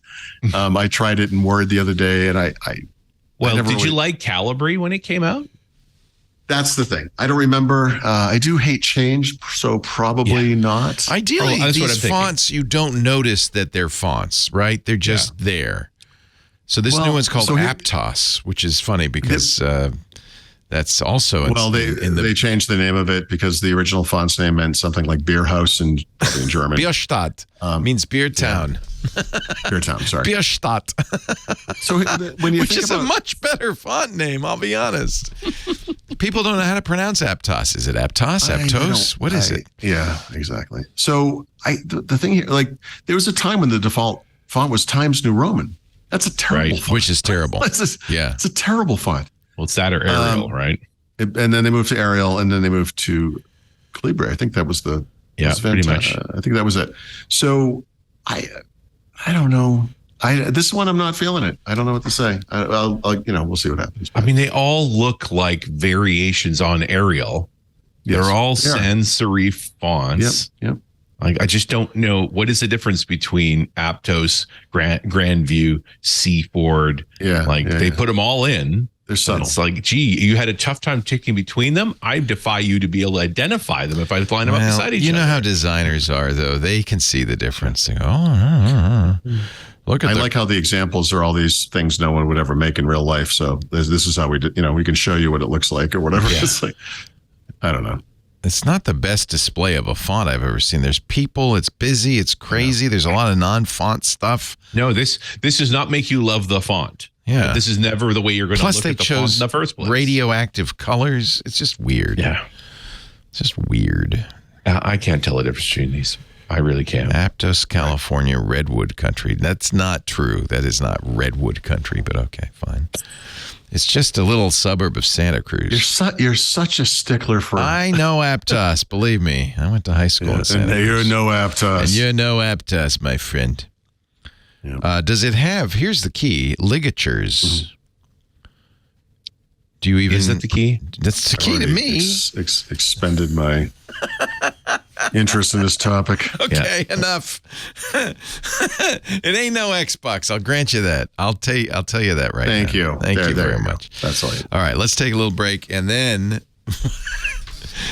Okay, you get the choice. Flip a coin. Did you change that headline, Richard? Is that you? Did you do Which headline? AI told you so. I did not change that, but I should have, because that's a good time. What was it before? I must have written that during a blackout then. I don't remember that. And AI told you so. AI and Xbox coming up next. I almost hate to say that because I know that many people will say, well, that's it for this show. Bye. But there's brown liquor. There's a good whiskey coming up. Our show today brought to you by Collide. Kolide. Collide is a device trust solution if you use Okta. A lot of companies use Okta. It's a really great solution for authentication. But the problem with authentication is just because somebody's who they say they are doesn't mean they're logging in on a secure system with a secure machine. Collide ensures if a device isn't trusted and secure, it can't log into your cloud apps. And believe me, if you work in security or IT and your company's using Okta, you need this thing. Do you notice one thing in common over the past few years with data breaches and hacks? One thing in common, the employees. Now, this is not to knock employees, but that's kind of the weakest point in your peripheral perimeter defense, right? Sometimes an employee's device gets hacked. Maybe they have unpatched version of Plex on their system or something like that. Sometimes an employee leaves sensitive data in an unsecured place. The API secrets in the downloads folder, that kind of thing. And it seems like every day a hacker breaks in using credentials phished from an employee. Wouldn't it be nice if you could avoid all of that? You can. But the problem isn't your end users. It's the solutions that you're using to prevent these breaches. It doesn't have to be this way. Imagine a world where only secure devices can log into your cloud apps. In this world, phished credentials are useless to hackers. You can manage every OS, including Linux, all from a single dashboard. Best of all, you can get your employees to fix their own device security issues so you don't create more work for your IT team. Well, here's the good news. You don't have to imagine this world. You could start using Collide. Collide does it all. Visit Kolide, collide.com/WW to book an on-demand demo today. See how it works for yourself. Collide.com/WW. Make sure you use that too so they know you saw it on Windows Weekly. Kolide. It's really cool. Collide.com/WW. Now back to Paul and Richard and I told you so. I love it. I love it. I clearly need to change more headlines. All right. I was going to say, actually, it was Richard who told us so because, I don't know, 2, 3, 4 weeks ago, whenever it was, you said, and I love saying that because you said, sir. It's so accusatory. Did you or did you not say, sir? You did that this was, I think you said this exact price, that this was going to be a very expensive add-on to existing tiers of Microsoft 365. It's funny because I thought the same thing when I saw this price. I thought Richard was right. I believe you said this exact price. Yeah. Well, and not that I had any inside knowledge. I was just doing the math and saying this is about where it's going to land. What I find fascinating about this story was they announced it at Inspire, and the Microsoft stock price went up 5% in an hour. I thought that was bizarre. No, he makes money, right? So we should mention the price is $30 a month per user. Oh, right. Sorry. $30 per user per month. Yeah. So in the commercial space, Microsoft has a vast variety of Microsoft 365 subscriptions, right? Per user per month. This is on top of some subset of those, I would imagine, or any of them, or whatever it is. So it's sort of like things like there's lots of add-ons. It's like when you're buying a car, do you want this, CD changer in the trunk or whatever. These are things you pay for on top of the normal subscription. Teams Premium is another version of that kind of thing, right? And the extended security for email and so forth. If you don't have an E5, I mean, a lot of that stuff comes with E5, but E5's pricey. I think lots of people buy E3 with the P1 security package. Yeah, there you go. Right, that's your sort of typical combination. And so I always looked at this from the context of a P3, right? From an E3, because an E3 is. I mean, you're literally talking about doubling the cost. Yeah. You're coming, an E3 is like $35 a month. To an individual, you see $30 a month on top of the normal subscription fee. And you think, I don't pay that for almost any subscription, except maybe TV, if you pay for that kind of thing. Right. And it seems very expensive. And it is, to be clear, it is. But these types of fees for these types of add-ons, there's nothing like this add-on, but for other Microsoft 365 add-ons is... Yeah, it's still expensive actually, but it's in the range. Yeah, and therein lies the question, right? So I'm talking to a buddy of mine who runs IT for a 500-seat place. Right. So he's talking an additional $15,000 a month. It's like a month. Now that's if every single person gets it, right? And that's they don't have to use it; they just have to pay for it. Yeah, but you also don't have to give it to them. So most organizations obviously have some form of organizational units and, sets of users. They all get different, they can, right? To save money. Yeah. If we know that these guys out in the field are never going to use full Office, we can get them the cheapy one, which is access to the web apps and, email on their phone and so forth. So you can play that game. Sure. But man, I mean, you're going to pay and it gets complicated. But you realize when you start doing the math around salaries and so forth, it's like, and a performance improvement of an information worker of 2 or 3%, is far more valuable than the cost of this. Right? Yep. That's what it comes down to. If you saved a couple of hours a year, working on a PowerPoint deck, that's right. You paid for that subscription. That's right. This is the example. I guess I used, which was that I don't know anything about PowerPoint. But once or twice this year, for some reason, I have to make a presentation. Right. So what I'm going to have is a bunch of downtime while I figure the stupid application out. The other side of this is I'm using PowerPoint 2022. I have PowerPoint 2007 skills. And so making my slide look good takes hours. How do I get my 4x3 slides from 2007 to look right on a 16x10 display? And to have the Copilot take that on for you and there's already good recommendation engines and things in PowerPoint to make it look better.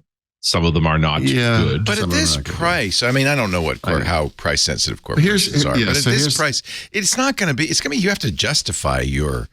The problem is, like I said, Leo, you say if a given worker saves 2 hours a year, you've paid for the year. Yeah, I understand that, but for that user. Right, so the problem is that user's going to have to write a proposal saying, "Look at the time I know you will spave," and you can't. You're not going to buy it for everybody, are you? Okay, you can't know. That was the conversation. So you can't know until the end of the year And I don't even know how you really know. Like maybe it worked for Bob. It didn't work for, Matt. It did work for him. Like at some point, I think it really does make sense to kind of filter this down to only those users where. Well, and now we talk about Viva, right? Because Viva is the new branding for corporate surveillance. And so hold on a second. So you're paraphrasing the Microsoft marketing because maybe a little bit. Yeah, I shortened that up a little. Just a little.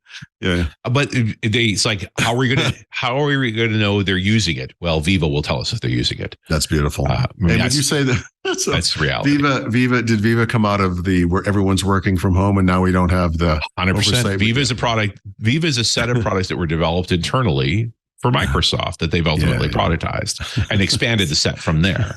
But Microsoft has been struggling since the beginning of Office 365 to surface the graph. Right. That's true. In ways that don't upset people. They've surfaced it many times in ways that do. Right. See Delve and, other products. Like it's very easy to get creepy surfacing the graph. And honestly, I think that's what Viva is. It's an unwanted intrusion into Paul spent, 16 hours in Teams meetings last week. And it looks like he's been, I don't know, playing Call of Duty the rest of the time or something. And you're on it, right? Like that email you get from Viva that says, hey, you said you'd do such and such for someone. Did you do it? And that is because it's only talking to you. It's less upsetting than it's sending it to your boss. And they're pretty careful about not doing those kinds of things. But all of this is an exercise, and this is incredibly valuable information. What I like about Copilot in this scenario is it flips the script. In the old Delve days, when you were working on a document, Delve would pop up and say, hey, Gladys down the hall has already worked on this document. Super creepy, right? Yep. If I now say to Copilot, hey, I need to build a TPS report, the fact that Copilot, because of the graph, can say, you mean this TPS report? I've just saved you a ton of work. You told me you need to do some work, and I made that work less difficult for you. Richard, are you turning into an AI apologist? Is that what I'm really not. I mean, that's why I clearly label this. This is corporate surveillance, but it can occasionally be beneficial. I'm just kidding. Well, because remember, I've also lived on the exchange side. I've been through e-discovery for harassment, where we were going through all that email. We were responsible for pulling that information, and we were supposed to be on top of it, right? Like, let's be very clear. Corporate assets that you use in your work are owned by the company, as is all information that moves through them, and they are liable for it. Mm-hmm. Right. So it's part of that secret job being an IT guy is you do know when anybody's going to be let go. Because you have to turn their accounts off. I'm kind of confused. I'm sorry. It's all the same problem space. It's that there's information that exists within the network because of the network flows, and you have to use it responsibly, but you can't not use it.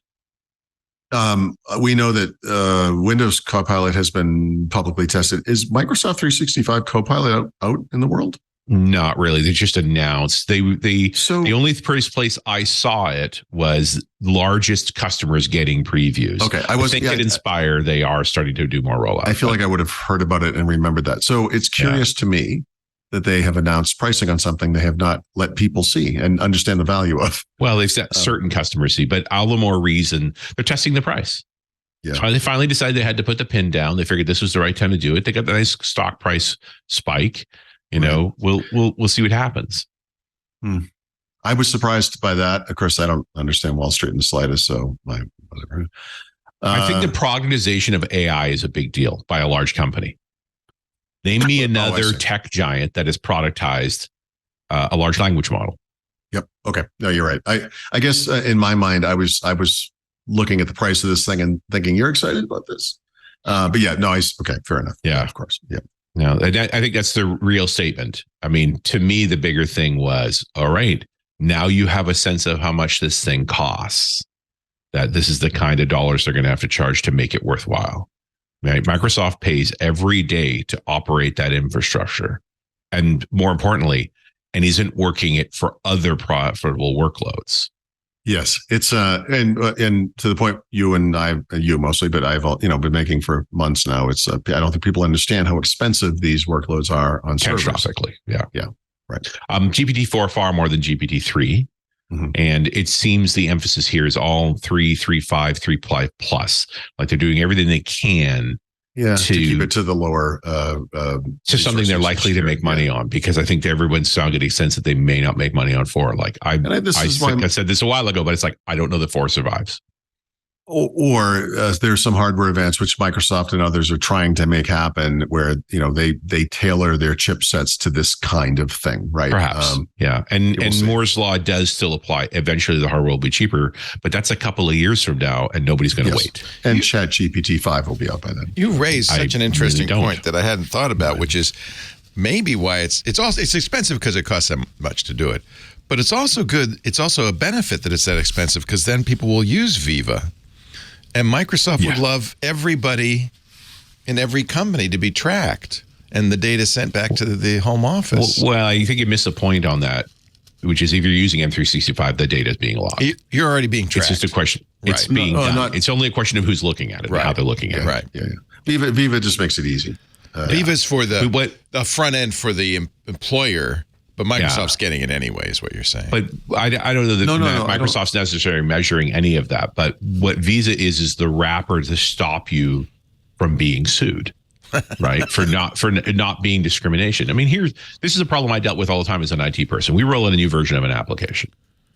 I now watch the logs as that application is being used. For a couple of reasons. One is I'm seeing if the new version is actually going to take the system out because it has some problem that while it wasn't an immediate crashing bug, it is eating resources and is going to kill off the system. And so I'm watching that, but I'm also watching like, are the new features being used? Like they cost me additional resources that I'm, now spending. This is when I'm running my own data center stuff, right? But also like what parts of the organization are using the new features, because if they're not using them, we're missing productivity. We spent money writing the software. If nobody uses it, it's a complete waste. So we would do targeted training. It's like, hey, this team doesn't seem to be using these new features. Maybe we just need to educate them better on that. Now, there's a path doing that at scale where it's discrimination, right? Where you're now scrutinizing workers saying you're not following the workflow that we recommend. So I'm going to, insist on additional retraining. And if you pick it by individuals, then it can look like discrimination. But if you pick it by policy, right, then it's not. And you need software for that to abstract that. And that's a chunk of what Viva does, is provides that access to the graph to show where training is applied successfully and not. I could tell you're Canadian because here in the U.S., we are free and we don't have to worry about that at all. We just say, you need training, and, that's that. Oh, no, let me put it in a different way. It kind of brings us full circle. We're in the U.S. and we're just going to let AI do everything. God damn it, it works or not. It just doesn't matter. These hoops were for jumping through your litigious society, not ours. Yeah, that's true. That's a good point. But I have to say, one of the benefits of AI is it gives you plausible deniability for everything you do, right? Let me get this back on track with AI and introduce my new favorite acronym or oxymoron, which is Bing Chat Enterprise, which was announced today. And what a great line! A Bing Chat Enterprise. It's like Barbie for business. Like what? So there anyway exists. So boy. I'm not going to talk about that at all, but apparently it's a thing. And yeah. Separate from that, Bing, the Bing we know and love or whatever, which has the AI-based Bing chatbot, has picked up support for visual search, which is something people are probably used to. Useful, yeah. Used to, I should say. But yeah, you can upload images to it, obviously, and it will search the web and find new ways to steal images. So that's fun. Bing. So I don't know. Did you read the Bill Gates note? Yeah, I also read it right beside the one he wrote in 2012 about how dangerous it is with what Google was doing. Interesting. Okay, this is the second time in the past, I don't remember time frame, 6 months he's opined on AI. Now that Microsoft's doing it.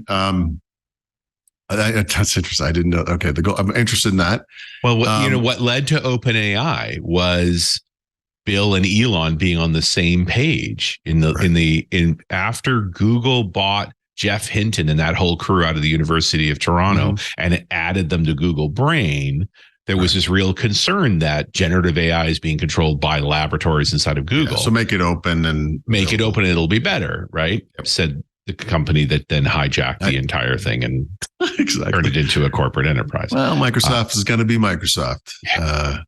Well, and to the, the more one of the salient points around that is a group of billionaires got together and said, hey, we're going to set up OpenAI, not just Elon, but Reid Hoffman and Peter Thiel and so on.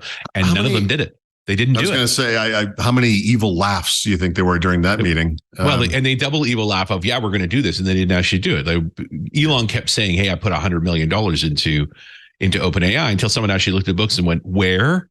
And it turned out it was like $15 million and a dozen Teslas.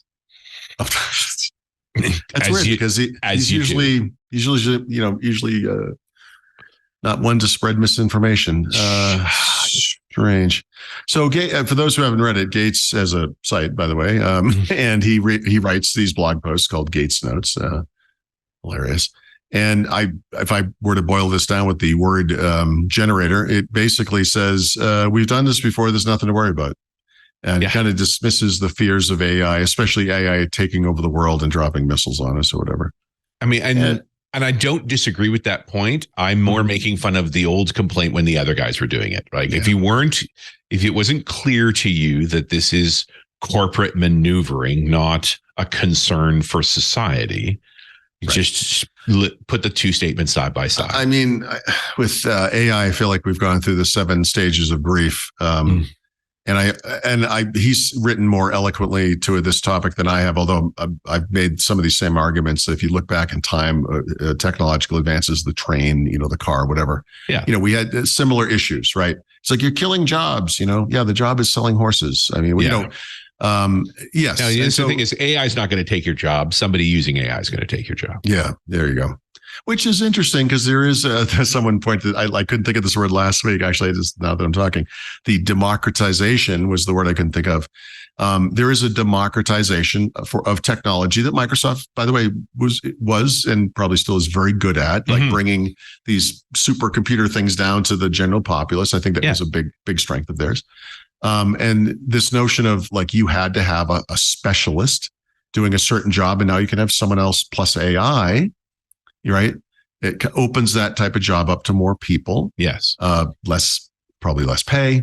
Well, it's a commoditization of skills, and Microsoft's been the ultimate commoditizer. Right? It's just take technology that usually was fairly difficult to access and make it simple to access, even if it's not as good as the original. So it's sufficient. I will say the word I was searching for and not finding last week was democratization. In this case, I believe your commoditization is a much better word. Yeah, that's good. Because democratization intends some sense of nobility. Commoditization is about blowing out the market. Right? Exactly. No, you're right. 100%. That's good. So I would say if you're interested in AI, it is worth reading. I'm not sure he wrote it, honestly. I mean, maybe that's why it's so real. It probably is a Gates bot somewhere. Yeah, but I'm not as fascinated with Gates as many people are. I obviously morally including Microsoft these days. Like they're very arm's length with him. Well, for good reason, for various reasons. Yes. So it's interesting. This one's interesting. So I don't read everything he writes. I thought this was interesting. He often feels to me like it's full of bromides. It's almost like, well, that's a little obvious. Like, but I honestly, I think for a lot of people. Insightful. I guess. But but he spelled out the major concerns, and I honestly, for a mainstream audience, I feel like this is what we have. Yeah, we haven't gotten it from. He carries a lot of gravity, and arguably those things were not written for us as folks who focus on this industry all the time. I mean, the people reading this think he invented Apple, and it's fine. The idea is simply that. He is speaking to a mainstream audience, and I was like, okay, he kind of hit all the corners, So that's interesting. I didn't even really consider that's the Gates notes are for normals. They're not for. He's not inspiring today's tech leaders. I can tell you that. Right. No. At all. So why does he write this? What is he? Because I think he's a big topic guy now. Because he doesn't lead a company, right? So I mean, he has his foundation, but he's this is like, look, I've been around the block. And honestly, I do think that part of the message, we've done this before, is correct. And this is, like I said earlier, I've made this argument myself, not as well as he does, but, the advent of the car, the train, the factories, whatever. Good and bad. That's the point of technology. The goal is we emerge on the other side net good, hopefully, right? And and that's kind of his point. He goes into way more detail. Richard, you're kind of an AI naysayer. Do you think he gives AI too much credit in this? No, I don't. Actually, I think he picked a pretty good line. I don't think he has any special insight there. He's just Bill Gates. I don't disagree that I know these technologies have weaknesses. I'm not anti-technology by any stretch of the imagination, but I know a hype cycle when I see one. Yeah. And we're in one. So our judgment is severely impaired, including mine. Right. No, mine too. Yeah. Right. Yeah. Right. You have to acknowledge that, because that's what I meant by the 7 stages of grief. I think we all went through this. Oh my God, it's changing everything.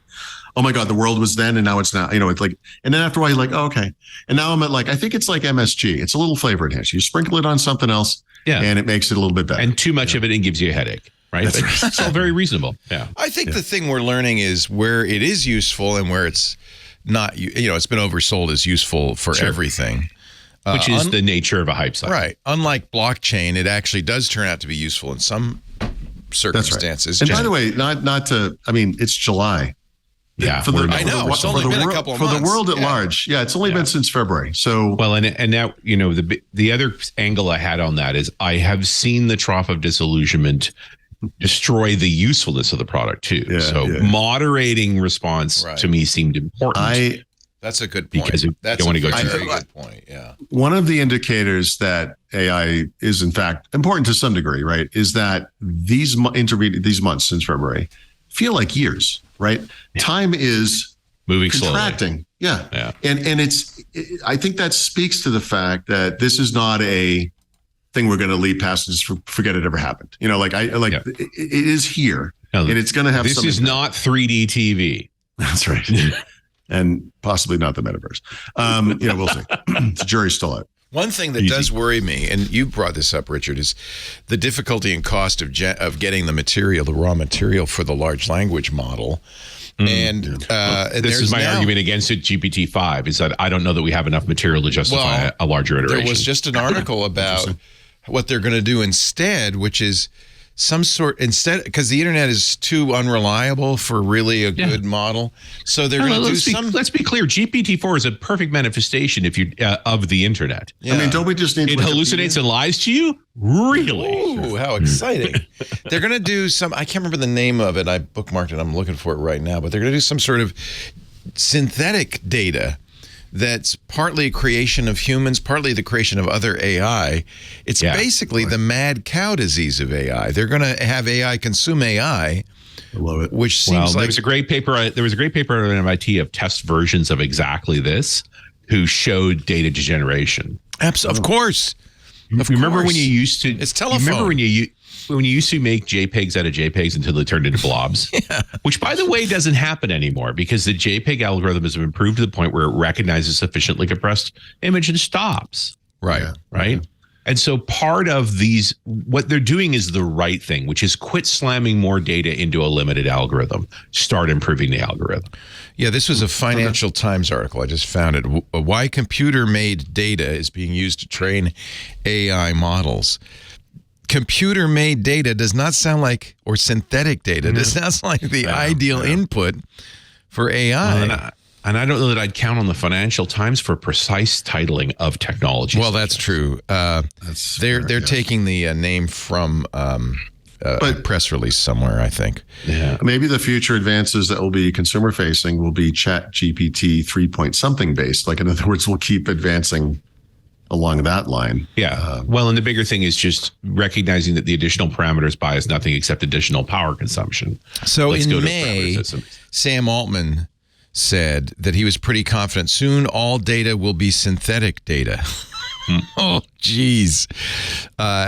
Chief executive of Cohere, which is a LLM startup, said if you could get all the data that you needed off the web, that'd be fantastic.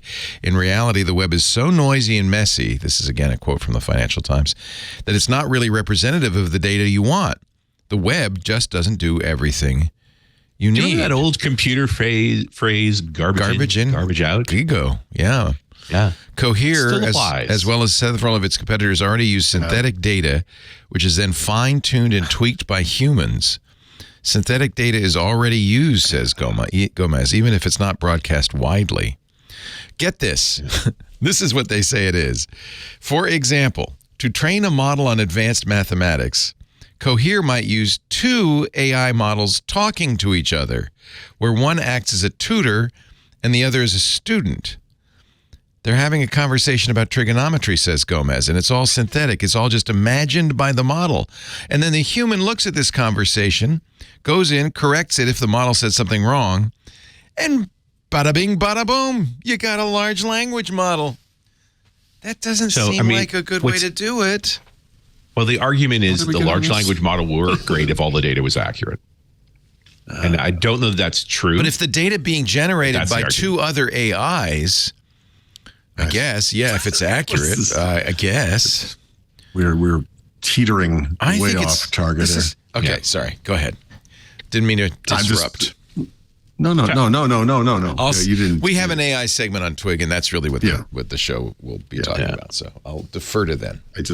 Bill Gates talked about AI. That's the hook.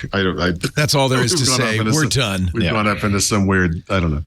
I'm sorry. The FTC investigation is way more useful because as much as we make fun of the FTC, their job is to protect consumers, and there is a conversation to be had about the risks to consumers with this product. And this is the thing I was talking about earlier, where you look at it case by case, and I look at their arguments for looking at it, FTC, and I'm like, yes, I think this has to happen. I mean, to me, the simplest piece of regulation that I just see no downside to is publish your sources. Right. What data did you use in the model? I talked earlier about a document that people watching the show would probably be interested in reading. I do not recommend reading the FTC's order. It is blisteringly long and detailed, but they want answers for everything. Right. We want to know exactly where this data comes from, how you get it, whether you believe or not that you're violating their privacy. Like, did you steal this? Did you scrape it? Did you? It's incredibly detailed. It's also a reasonable set of questions. Oh yeah, no, I'm not. Not disputing that. And as we know from Sam Altman's congressional testimony, he's always perfectly frank and forthright in all his answers. You guys have been very well trained to speak to Congress. Yeah, as compared to Bill Gates in 1996. Right. Yep. He's like a Satya Nadella bot, but just trained specifically to talk to regulators and lawyers and I'm politicians. sure there's a $300 an hour service to train you on that stuff. It's AI based. Yeah. I mean, I hope they do a good job.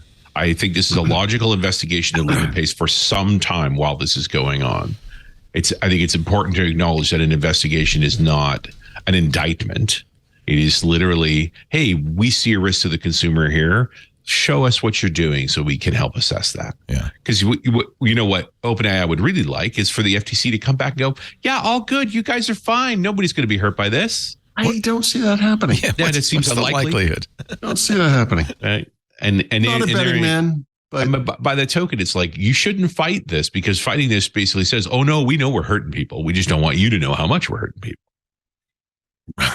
I just wonder how forthright they're going to be in answering these questions. I think they have never been forthright about any way that they do anything. So this will be fascinating. Yeah. Yep. You thought the Activision Blizzard documents were redacted? This is going to be just black pieces of paper. But again, you wasted how many cycles on that bloody merger when you could have been working on it? It is a little bit like asking Coca-Cola, well, what is your secret recipe? We need to know if it's safe. Well, I think that's very reasonable. The FDA did ask all of that. And phosphoric acid has serious issues with your body, too, by the way. It pulls calcium and magnesium out of your bones. Wow. But does it taste delicious, Richard? Yes, it does. Especially just with a healthy dose of Captain Morgan added to it. It was a New York Times crossword clue, 2-word adult beverage, and it was rum and Coke. There you go. Which is 3 words. Well, I mean, two ingredient. I think it was maybe 2 ingredient adult beverage. That's probably what it was. There you I go. wrote gin and tonic first, but then I realized it was rum and Coke. That would be my call, too. Yeah. Yeah. Much better. Let's do Jack and Coke. Because God knows there could never be too much Xbox news. Goodness knows. Let's you do. sort of said that felt a little sarcastic. No, I mean it. I love it. I am all in on the Xbox now, man. There's been a lot of Activision Blizzard news. Some weeks that's been the Xbox news. This week there's some other stuff, so it's kind of fun. So Microsoft, after 22 years, will be getting rid of Xbox Live Gold and replacing it with Xbox Game Pass Core, which is a significant upgrade. Actually, the price isn't going up. You're getting 25 free games to start every month. There'll be more in the future. Multiplayer gaming, of course. This is okay, and it kind of aligns with the other Game Pass subscriptions pretty nicely. I think it was a week ago or 2 weeks ago, whatever it was. We knew that, and now it has happened. The prices for what is now called Xbox Game Pass Console, right, which was originally just Xbox Game Pass, and Xbox Game Pass Ultimate have both gone up, right? Subscription services are going up all over the place. That was kind of telegraphed. And this will take effect on sometime in September. When it does, if you are paying for Xbox Live Gold, you will automatically be pushed into this. And I kind of went deep on this. This is not really worth going too deep on the show, but when you kind of go point by point with all the stuff you get and what changed, I mean, the big thing here, other than the advent of Game Pass and the need to have something that makes sense with Game Pass, is that Microsoft has had this feature or perk of Xbox Live Gold and also Xbox Game Pass Ultimate called Games with Gold, right? And I don't know originally if it was 2 or 4, but at one point there were 4 games, and it over time it gave you during the lifetime of your subscription access to a big library of original Xbox 360, Xbox One games, and obviously they went through all the Microsoft stuff. They went through all the third parties that agreed to allow these things to be published here this way. And they ran out, right? We've just run out. And so hit them all. Yeah. We hit the last year or so. It's been 2 games, not 4. The quality, or I don't know, quality is maybe not fair, but the recognizability of these games has gone downhill dramatically. So in lieu of that, what they're doing is that 25 plus, it will be more in the future, games that you get. And they're starting with. Did you say 25 high quality games? Well, yes, because what they are this time is what I'll call them catalog games. Right. So they're games like Doom Eternal. Now, I'm good with this until you put Fallout 76 on the list. Like, that's where it is on the list. You but don't like Gears that game? 5. You don't like that? Did you ever play that? I love that game, unless you play it, in which case you find out it is one of the most broken games ever made. Oh. Okay, but the point is broken. They're starting with Microsoft Studio and Bethesda titles. Third parties there might be a third party title or 2 in there, I guess. Yeah. But more will be coming on board. So this kind of replaces the games with the gold thing. And I mean, honestly, nice. They needed to consolidate this. It had gotten fragmented. Yeah. It maps nicely to the Game Pass offering. And I'm a Game Pass. I bought Game Pass goodness knows how long ago. I think it was given to me as an MVP, but I pay for it now. And now I'm going to, because I just don't play games on the Xbox. I am from a part of the PC Master race, for goodness sake, right? Like, I'm not doing it. Xbox is for running Plex.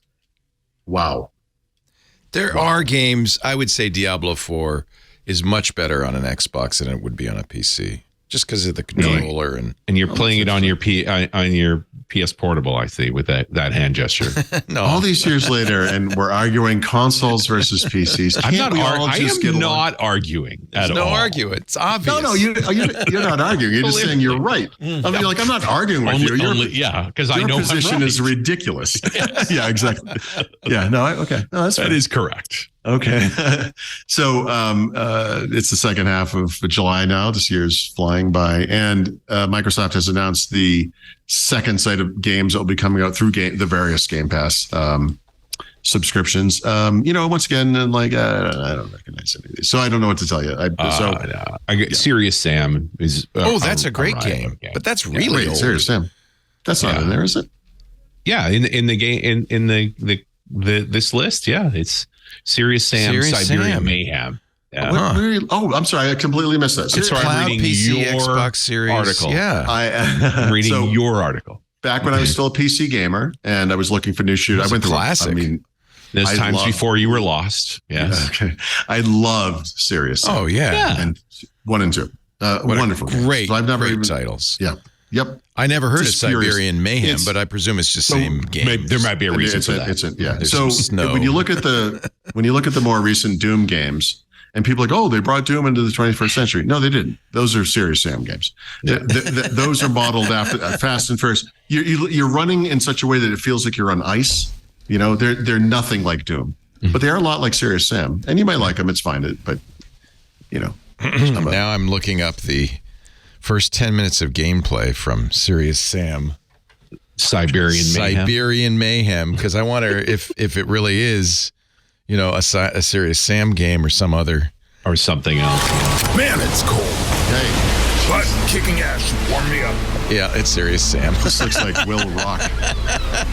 So this really is Duke Nukem It's Duke Nukem. Right? I think this was Actually, if you look up the game Will Rock, this is exactly what it looked like. So I think Duke Nukem was the original and was a success, and Serious Sam was a competitor that. But it was unique because of the kind of frenetic nature of it. Right? It was a great game. Yeah. It's just a Russian blasting away with different weapons game. Yeah, like and a kind of an attitude. And just the sheer amount of stuff happening at one time was what made it fun. Yeah, Duke Nukem's line was, "I'm here to kick ass and chew bubble gum, and I'm all out of gum." Right. Which became a classic. Yeah, I mean that was like that has entered the culture, regardless of whether you're a gamer or not. Sure. Okay, well, there's a lot of shooting. Yeah. Yep. I think that was any smarter. I think that was the pitch on Serious Sam was all the action, and none of the brains. Yeah, none of the plot. None of the plot. Yeah. You're just running around. I'm going to confuse you with the plot. So this is a Serious Sam game. It's good. You're in Siberia is the only difference. Well, but it gives it a different locale because the Serious Sam game was originally kind of tropical. Yeah. Right. So it's a different background basically. Yeah. It's different texture maps. Yeah, same exact game. You're like, this seems familiar, but it looks different. Yeah. All right. So, the main thing is you fire it up and you know what to do. Yeah. There you go. Yeah. All right. So good. No you get this with games with gold. Yeah. Yeah. Nice. Very nice. Microsoft last September introduced a preview of something called Game Pass Friends and Family. You may only know about this because last week I talked about how the $1 offer for Game Pass was back. Yeah. This is what was supposed to replace that. It was so successful, they're canceling it now. So the less we say about it, the better. It's going away. Again. Yeah. So that's okay. So this is not Games with Gold anymore. It's called Games with Core. What is it? What is the new? No. So they've gotten rid of Xbox Xbox Live Gold. Yeah. The original Xbox subscription. So it's Games with Core? No, it's called Xbox Game Pass Core. Yeah. But it's games with... No, it's not games with anything. it's Game Pass Core. Okay. But as part of that subscription, you now get it starting in the beginning, 25 games. And then you can download and play on your console. And then these new ones. Oh, I should say they're... Go ahead. Sorry. Do these new ones... Is this with the Core or no? No. These are... Regular this list Game of Pass. games spreads across Xbox Game Pass console, PC, and Ultimate. You understand my confusion. Yes, actually I do. You're right. Yep, it is confusing. And this is a simplification. Good. Thank you. I mean, we're still talking about Microsoft. I just want to... Maybe I can get Bill Gates explain it to me. Can he write a Gates note on what Gates notes on Game Pass? Yeah, Game I mean, they should have called it Game Pass R2. I don't know. Community edition. Preview. So I've been talking a lot about retro games recently. It's fascinating to me that all of a sudden I didn't do this because it was exploding, but I did it on the side and it is exploding kind of alongside what I'm doing. So it's fun. There is a new retro game collection coming to Xbox Series X and S in 2 days. It's called, what is it called? It's called... It's called Anstream Arcade, which is kind of a strange game. It is 1,300 retro games. 1,300. Yeah, that just seems like pressure. Right? Got to play them all. Are they good games? Oh, I didn't say that, Leo. No, I mean, I of course, like any collection, there'll be good games, and there'll be games like, I don't remember. Oh, they've got Amiga games. You must be happy about that. Amstrad games. I don't know who's happy about that. Arcade games. Let's see which arcade games. Joust 2. There you go. Rally X. Classic. Rampage. Okay. 8-bit games from Atari. Fun. Kissin' Cousins. Oh, they got Star Raiders too. That's a good one. Battlezone. That's good.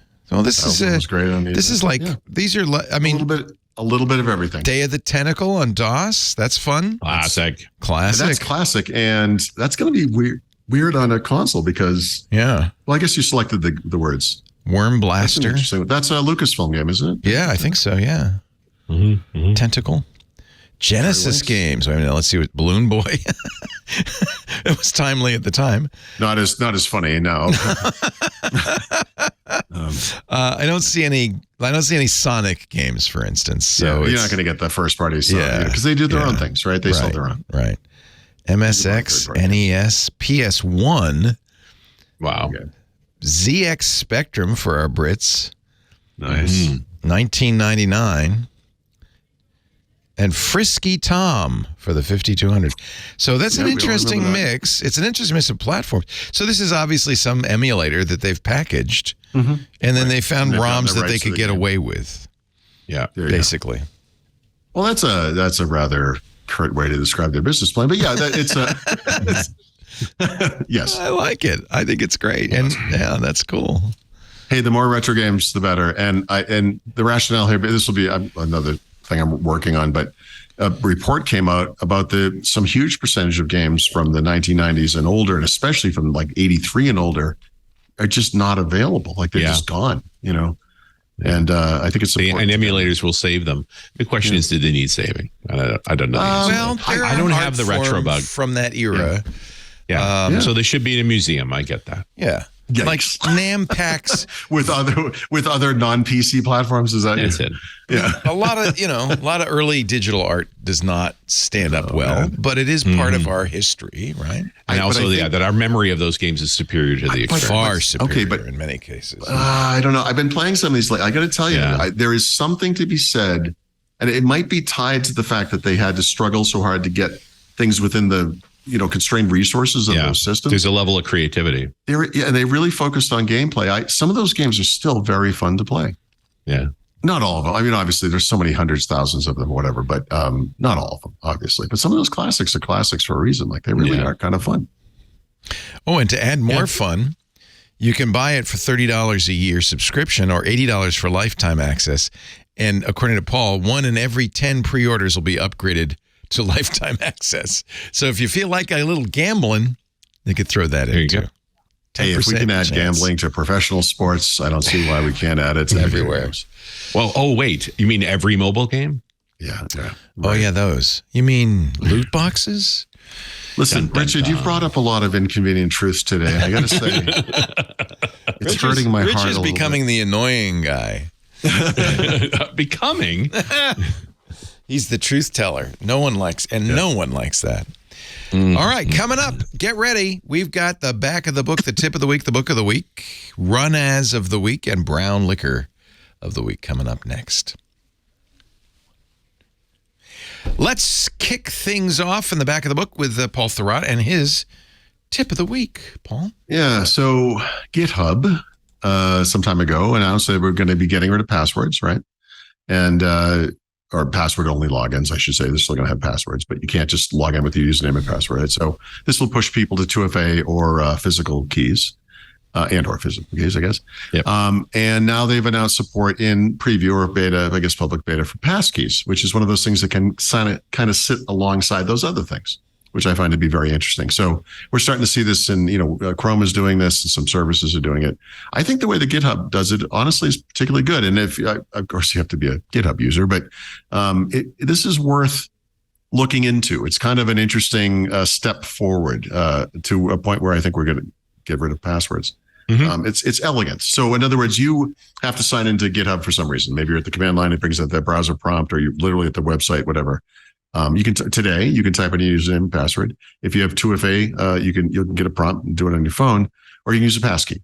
And I just think the way the passkeys are nice because they integrate with your device. And so, like, in other words, 2FA, it's on your phone typically, right? You have a Microsoft Authenticator app or whatever. Right. Passkeys can be on every device. So if you have a secure way of signing in on your computer, which you do, Windows Hello, right? Facial recognition or a fingerprint, that will sign you into that service, right? It passes through. It doesn't replace any of those other things, although I think it might replace physical keys. You might know, Richard, but I still use physical keys with my GitHub account. I think they're comparable. But the thing I like about passkeys is they're on the device. Yeah. So and whatever device. Well, the big thing was the tie into Hello, because suddenly a lot of the machines you already own are. Yeah. So for example, today, an example Leo will appreciate. For some reason, I was signed out of everything on my browser, and I went to sign into Mastodon. And I'm using Leo's twit.social. And I of course I have a. By the way, you're one of our most active posters, so I want to thank you. You really use it. I'm very grateful. It's yes. But the problem was I have to do a 2FA key. So I grabbed the phone I'm using and I'm like, it's not in there. What's going on? It's because it was on my iPhone. Yeah. So I have my iPhone. That's no problem. I brought it out and did it. And what I should be doing is putting it on here. But with a passkey, it's not tied to that one device, right? Isn't it? Wait a minute. No, isn't passkey it? Is not. Don't you have to have that iPhone to approve it? With a 2FA, you do. Yeah. But with passkeys, you do not. That could be on any of your devices. So once that's the point of your devices, because they're not transportable. To which you sign in securely. Yeah. Right. So you can have multiple devices. Oh yeah, you can have multiple devices, which means you have multiple passkeys for the same site. That's right. Yeah. Yeah. There you go. Which is what I've been doing with they don't go over HTTP. I mean like that. Yeah. You have separate YubiKeys? I have a bunch of YubiKeys because you should never have only one. Right. And so it's normal for me to register several with a site. Well, I do that too, but you carry one on your keychain, and that's the one you use all the time, right? I guess and for my personal machines, I've got like a little micro in the keyboard already, so I don't have to grab the other I use, as I mentioned last week, SSH. So I send, for every machine, I send a public key up to GitHub, and then I don't even have to think about it. Because I have the private key, and so as soon as they see me, they go, "Oh, let me see. Oh, yeah, that's you."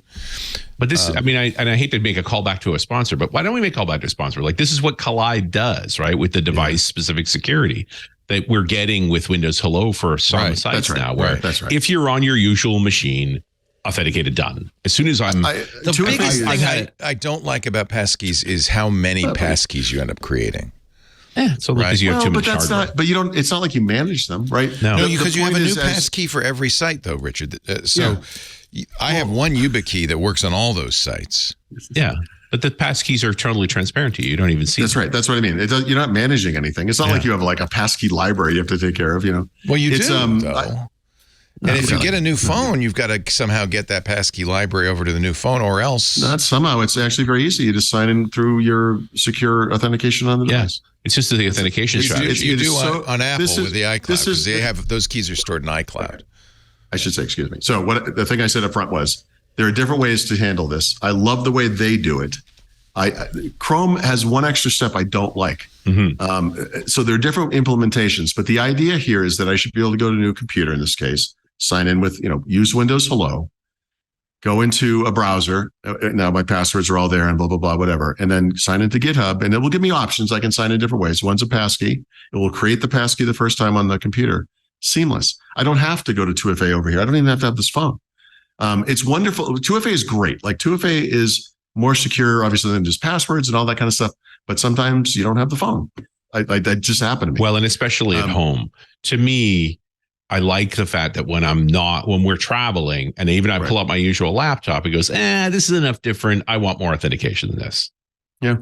With passkeys, you have the choice. And when you do, and again, if it's done right, like that was my point. Look, if you are in GitHub, go see how they did it. I really like the way GitHub implemented passkeys. That was literally my point. That was the enable this and see how they did it. Because this, I'm just excited that the no password thing is starting to come true. In certain places with certain effort, there is a solution, because it felt like they would never get off of passwords. Right. And I think this is it. Yeah. No, I'm not a security expert, obviously, but I see that future here. Yeah. It's plenty secure. It's just a question of we haven't had a problem with security in these new methods. We've had a problem with implementation and convenience. That's right.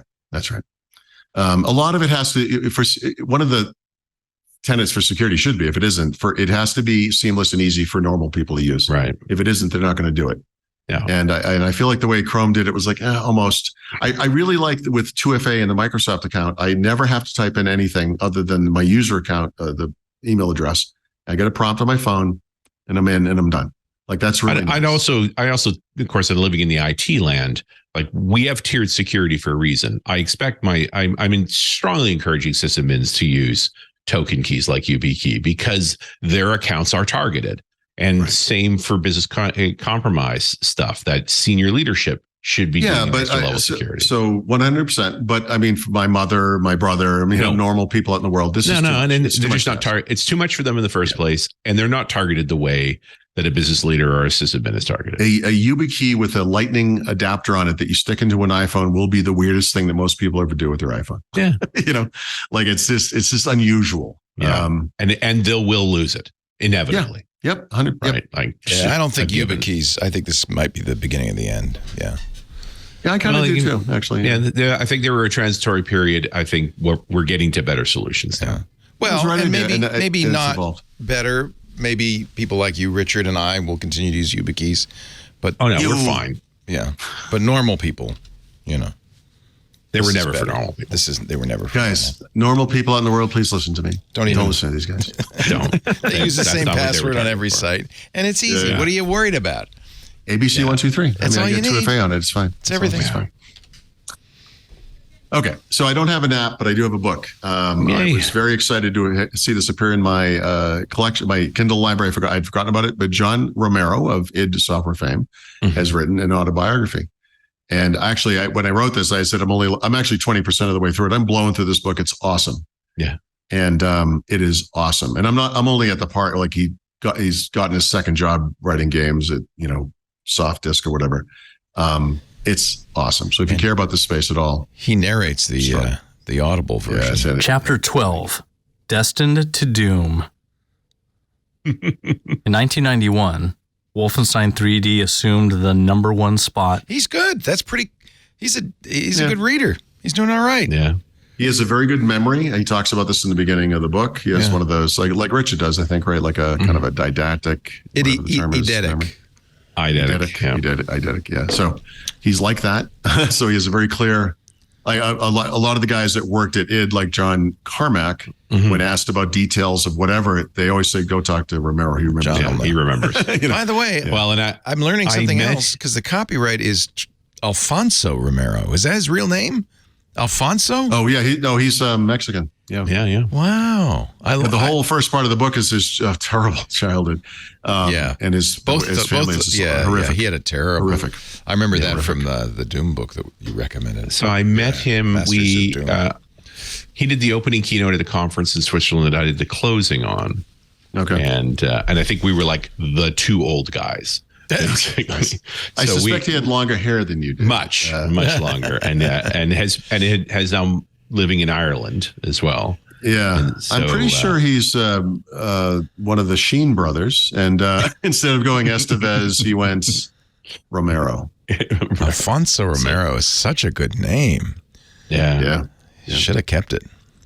But I as soon as he was talking about, he was promoting his old book and talking about the new book coming when I signed up immediately at the time. Okay. And then I said, so how are you going to talk about Daikatana? Yeah, which was a massive failure. Yeah, well, and it was one of those things, it's the classic sort of James Cameron, George Lucas, like when nobody can tell you anymore and you're just going to build the great work you always meant to build. It happens to everybody. Nobody says no. Did you ever play it? Exactly. Yeah, I honestly, I didn't hate it, but the thing I remember, they switched to like the Quake engine, like right at the end or something. Yeah. So there were all these like awkward looking shapes, like they were kind of off a little bit and flowers and things, but it was okay. There was like that stereotypical black character that ran around with you, and I think a woman as well. And it got weird. Like there was some weird stuff, but it's one of those things where because nobody can tell you no, shipping is not required. Yeah, it took him years, we're really, right? Yeah. He kept pushing it back until the point. That's why the engine change happened. It took so long, it had become irrelevant. So this guy has a game making background. I think would surprise even people who know about all the Doom stuff. So he did Apple II games early in the day, learned the Commodore 64 and all that. So I think that part was very interesting. And I just not from the book yet because I haven't read it all, but he also has remained in this industry this whole time. I mean, fair enough, he hasn't had the big blockbuster games, but he's done mobile games. He's in recent years has kind of revisited the Doom stuff. He's made all new Doom, wads. And believe me, he's not got the biggest gaming debacle by any stretch of imagination. Chris Roberts owns the greatest gaming debacle of all time because it's still ongoing. Which Star Citizen. Yeah. If you want to read a story, go read what's happened with Star Citizen. It makes it's never Duke come Nukem out Forever right? look. It's still in beta. It's now you're talking a 9-digit number for a product that hasn't shipped. This is a different league. Right. Wow. All right. Anyhow, this guy's very interesting. This book so far is fantastic. I recommend it. And a phenomenal guy. Like it's a worthy story. Yeah. Yeah. Really extraordinary. Doom Guy, Life in First Person by John Romero. Doom Guy. Well, that concludes your picks, I'm gathering. So it must be time for a Run As Radio plug from Richard Campbell. This week's show with Corinne Bissett, who I've talked to before in the past. And this was much more of an architectural conversation show because we were talking about the challenges of sort of contemporary live in the cloud organizations and how all these different SaaS products need to communicate and connect with each other and be secured. And so it was really the challenge of governance around SaaS, with this idea that we have all these sprawling services running in all these different places. And somehow we want single sign-on, we want control of authentication, we want control of rights. And it's hard. And so, the right set of products and the oversight to it. How do you know that this piece was being attacked and that piece wasn't when it's not your stuff? It's all SaaS. Wow, that's interesting. Yeah, it was a great conversation. Corinne's right in the midst of all of that, as a consultant dealing with folks that are battling those problems. Run As Radio, $8.89. Available at runasradio.com. Staring 900 in the face. Wow. Yeah. Wow. And I'm in the mood for a nice whiskey. One I think you already know and like, the Glen Farclas. Oh, yes. Glen Farclas meaning the Valley of Green Grass, but that's not the fun part of the story. Obviously a space side. They're just south of the Craigellachie, one of my favorite places to hang out. One of the oldest distilleries, first opened in 1836. But the real story of it starts at about 1865 when the Grant family buys it. And has been continuously operated by the Grant family ever since. We talk about all these distilleries bought by Diageo and Suntory and Nikkei and so forth. This is the 6 generations of the same family running this distillery. Wow. In the mid-1800s, they had a brief partnership with Glenlivet and got into trouble and were able to buy it back and keep it operating. And it was sort of a thing of, we're never doing this again. Yeah, I see this barrel from 1963 says Glen Farclas, Glenlivet. Glenlivet, right. That's the relationship in the Grant family. So, old school distillery, like through and through. They have the largest stills in the space side at 21,000 liters. And those giant stills, by the way, are direct fired.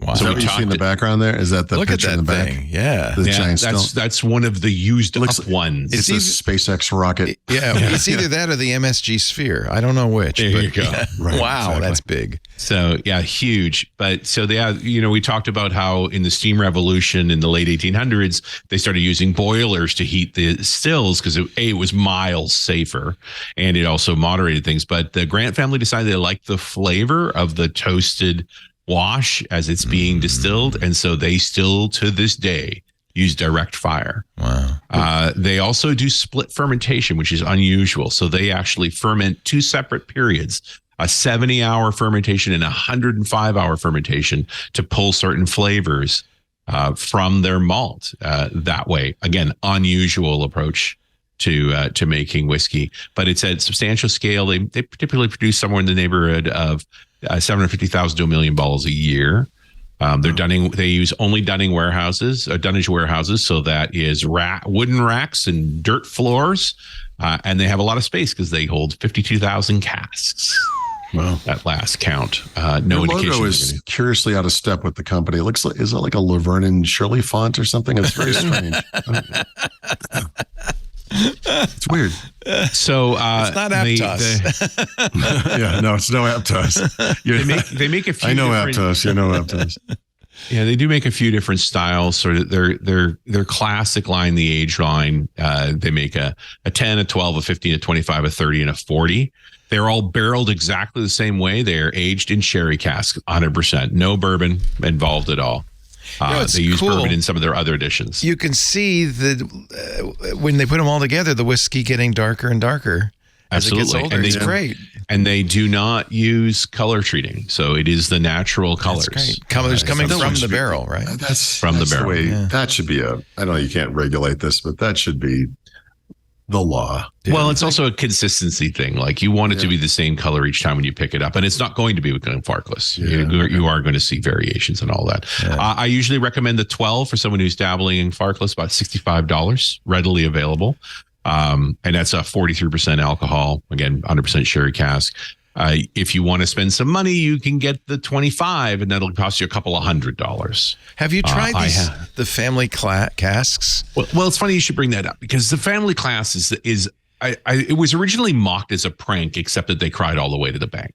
That they deliberately did these distillations and casking. They realized at one point that they had casks for going back to 1952, and so they started doing these family caskings. And so you know, literally, it's like, why do people buy expensive whiskey? And it's because they want to get something special for someone. So suppose you wanted to get a gift for someone that was their born in birthday, 1956, maybe. Yeah. Say you had a friend that was born in 1956. So you can go to Farclas to the family cask collection. I would do that. The 56 is bottled in 2014. Run you about $7,500. Oh, never mind. Holy cow! You can get a bottle of Napoleon for that. That's he's like Copilot was expensive. Yeah. So okay, never mind. The idea of getting one for someone, and again, that year will be the year it was malted. Doesn't necessarily say how long it's bottled. It might for. be all different. Yeah. And typically. But typically they are 30 and 40-year-olds. I would feel weird drinking $7,500. That's too expensive. I'm with you, right? Yeah, so I mean, and that 56 that I was talking about for $7,500, that's a 57-year-old whiskey. Jeez. Does whiskey? It's a wine. A 57-year-old wine may or may not be good. Does whiskey always get better with age? No. Ooh. Okay. So I find the sweet spot when you're not price sensitive, and I'm price sensitive. Let's be clear. Like I'm only going to spend so much on whiskey. I spend more than most people, but I've had opportunities to taste all sorts. I taste 40s. I've tasted 50s. I've tasted 60s. They get very tarry. Like you're not going to enjoy them. The amount of, and the game here is realize they're losing alcohol every year. And if they get below 40%, they can't sell it. Oh, right. Yeah. So they're monitoring these casks. And when they start to get close, when they get below about 46, they're going to bottle it. Yeah. Because it's not going to get better from there. And even then it's like, that's a long time. It's just risky. They can go sour. It's challenging. So not worth it. Yeah. Not for drinking. Yeah. Well, that's the thing. If you got this bottle, you wouldn't open it. You'd put it on your and shelf. And this is the crazy part, right? Like it's like what? Well, you could fill it with brown water. I mean, at that point, you might as well just drink it. By the way, I still have my Napoleon brandy bottle, which is a beautiful crystal bottle, and it's almost out of brandy. And Dvorak said, just go to Costco and get some brandy and put it in there. No one will know the difference. Yeah, exactly. Well, very few people will know the difference, right? I mean, it's one of the classic gags when I'm doing a whiskey tasting is I'll drop a brandy in the middle of it just to see if anybody's paying attention. Because it's not that easy to tell. That's awesome. This was really good. But of course, I'm conditioned by the fact that it was thousands of dollars. Yeah. So and that's where the blind taste tests are so great for that. Yeah. And so when I have folks who are really into alcohol in one form or another, we'll do like blind testing vodka, rank these by price. You're going to fail. I guarantee you. Right. And blind taste testing alcohol aged in wood. It is extremely difficult to tell the difference between that was barley malt aged in wood versus that was grapes aged in wood because the bulk of the flavor comes from the wood. Yeah, this was the Louis the 13th that came in the Baccarat crystal decanter, and it was beautiful. Nice. Beautiful. Yeah, and I'll do a separate piece at one point. I mean, I've been writing a couple of these scripts, but I've been busy moving, so I don't get a lot done. But it's like some of the best cognac I've ever had was made in Transnistria, for crying out loud, right? A breakaway province of Moldova, and it was $40, right? But because it's made in Transnistria, but they use the cognac process. You can't call it cognac, and all the Russians buy it, so you don't normally ever see it. Right. But by golly, I've lost a couple of weekends. It's a very fine brandy that way. Tell me some good, cheap brandy I can put in my Louis the 13th decanter, and you will be a winner. There you go. Beautiful, beautiful piece of glass. Oh, yeah. Lovely drink, too. But in fact, you can sell the glass for hundreds. I mean, it's worth $1,000 by itself. Yeah, and somebody fills it up with iced tea and looks cool. Yeah, exactly. Yeah, I probably should put iced tea in it. I still have there's just a finger left in it, and I don't want. Well, I got to run to Poland in the fall, and that's about as far west as I can get and still have access to Divin. So I will be coming home with some Kvint and other Transnistrian brandies, because that's hard. One of the hardest things to lay hands on. It's a little tricky to go to Moldova right now. I don't think that's a good idea. Yeah. So, but I'll try and grab it in Poland while I'm there. Here's a picture of a guy who never probably ever had the Louis the 13th. And believe me, if you're holding a $7,000 bottle of brandy like that, you don't deserve it. This guy's making music videos where he's showing off his sneakers. Yeah. It has nothing to do with this. Isn't that thing, aren't the points on that digging into his hand? Yeah, I hope so. Look at him. You know, I just have learned, though, that there's an NFC chip in the cork stopper, so I'm going to have to scan that so I can join the club. There you go. Oh, I didn't even know that. Maybe mine is so old it doesn't have it. I don't know. That sounds like something new. All right. The Glenn Farclas I could absolutely agree. Delicious. Don't get 1956. You'll be very happy with the 12. Do not get 1956 for me or anybody else you know. Stick with the 12-year-old. Yeah. I mean, really, the 12, the 15, and the 20, if you want to spend money, the 25, like 25 is $200. And I would say it's a $200 experience. Wow. Like, it's legit. Oh, wow. Compared to the $65 experience you get for the 12. You will notice the difference. They're lovely. It's still a lot for a bottle of booze. It is. It is. Ladies and gentlemen, we have concluded this exciting edition of Windows Weekly, the Xbox AI edition. We do Windows Weekly every Wednesday, 11 a.m. Pacific, 2 p.m. Eastern. That would be 1800 UTC.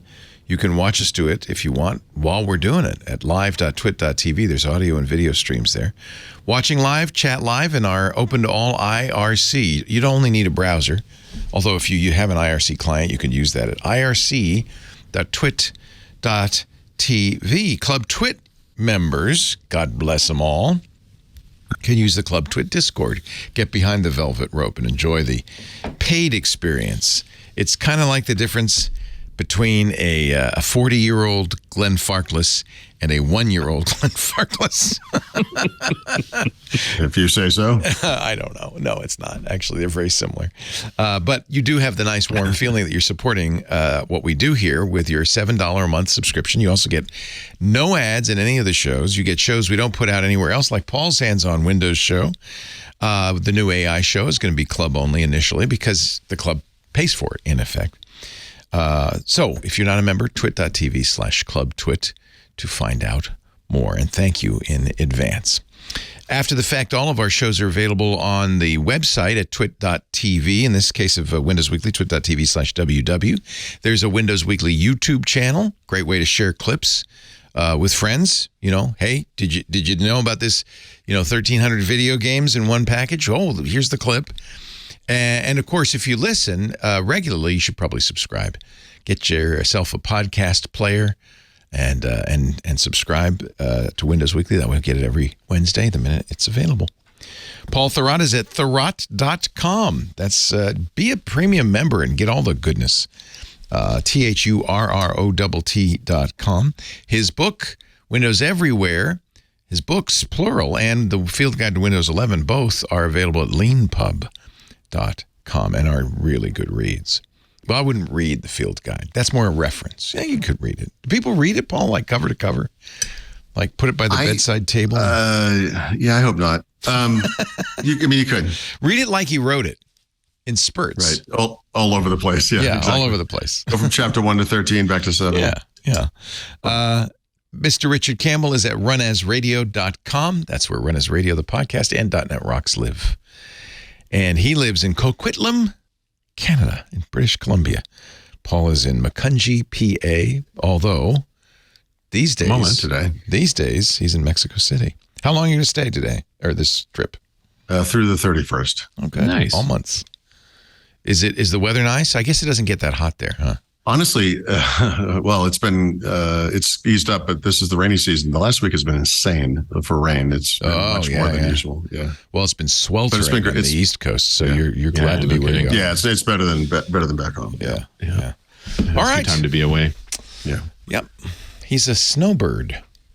Yeah, basically. Sorry. So he's a sun, snow, and rain bird. I'm a summer bird. Summer bird. Thank you, everybody, for joining us. We'll see you next time on Windows Weekly. Hey there, I'm Micah Sargent from Twit, and you may be asking a question. What in the world do you do if you want to thank that hard-working team of yours? Well, why not gift them a Club Twit corporate subscription? Oh, and here's a secret. You'll be benefiting yourself too, because you will be able to keep your team informed and entertained with podcasts covering the latest in tech, so they'll always stay up to date. With a Club Twit subscription, they're going to get access to all of our podcasts ad-free. They'll get access to the members-only Discord server where they can chat with fellow Club Twit members and all of us here at Twit, and exclusive shows like Hands on Mac, Hands on Windows, and the Untitled Linux Show. Go to twit.tv/clubtwit and look for corporate plans for complete details.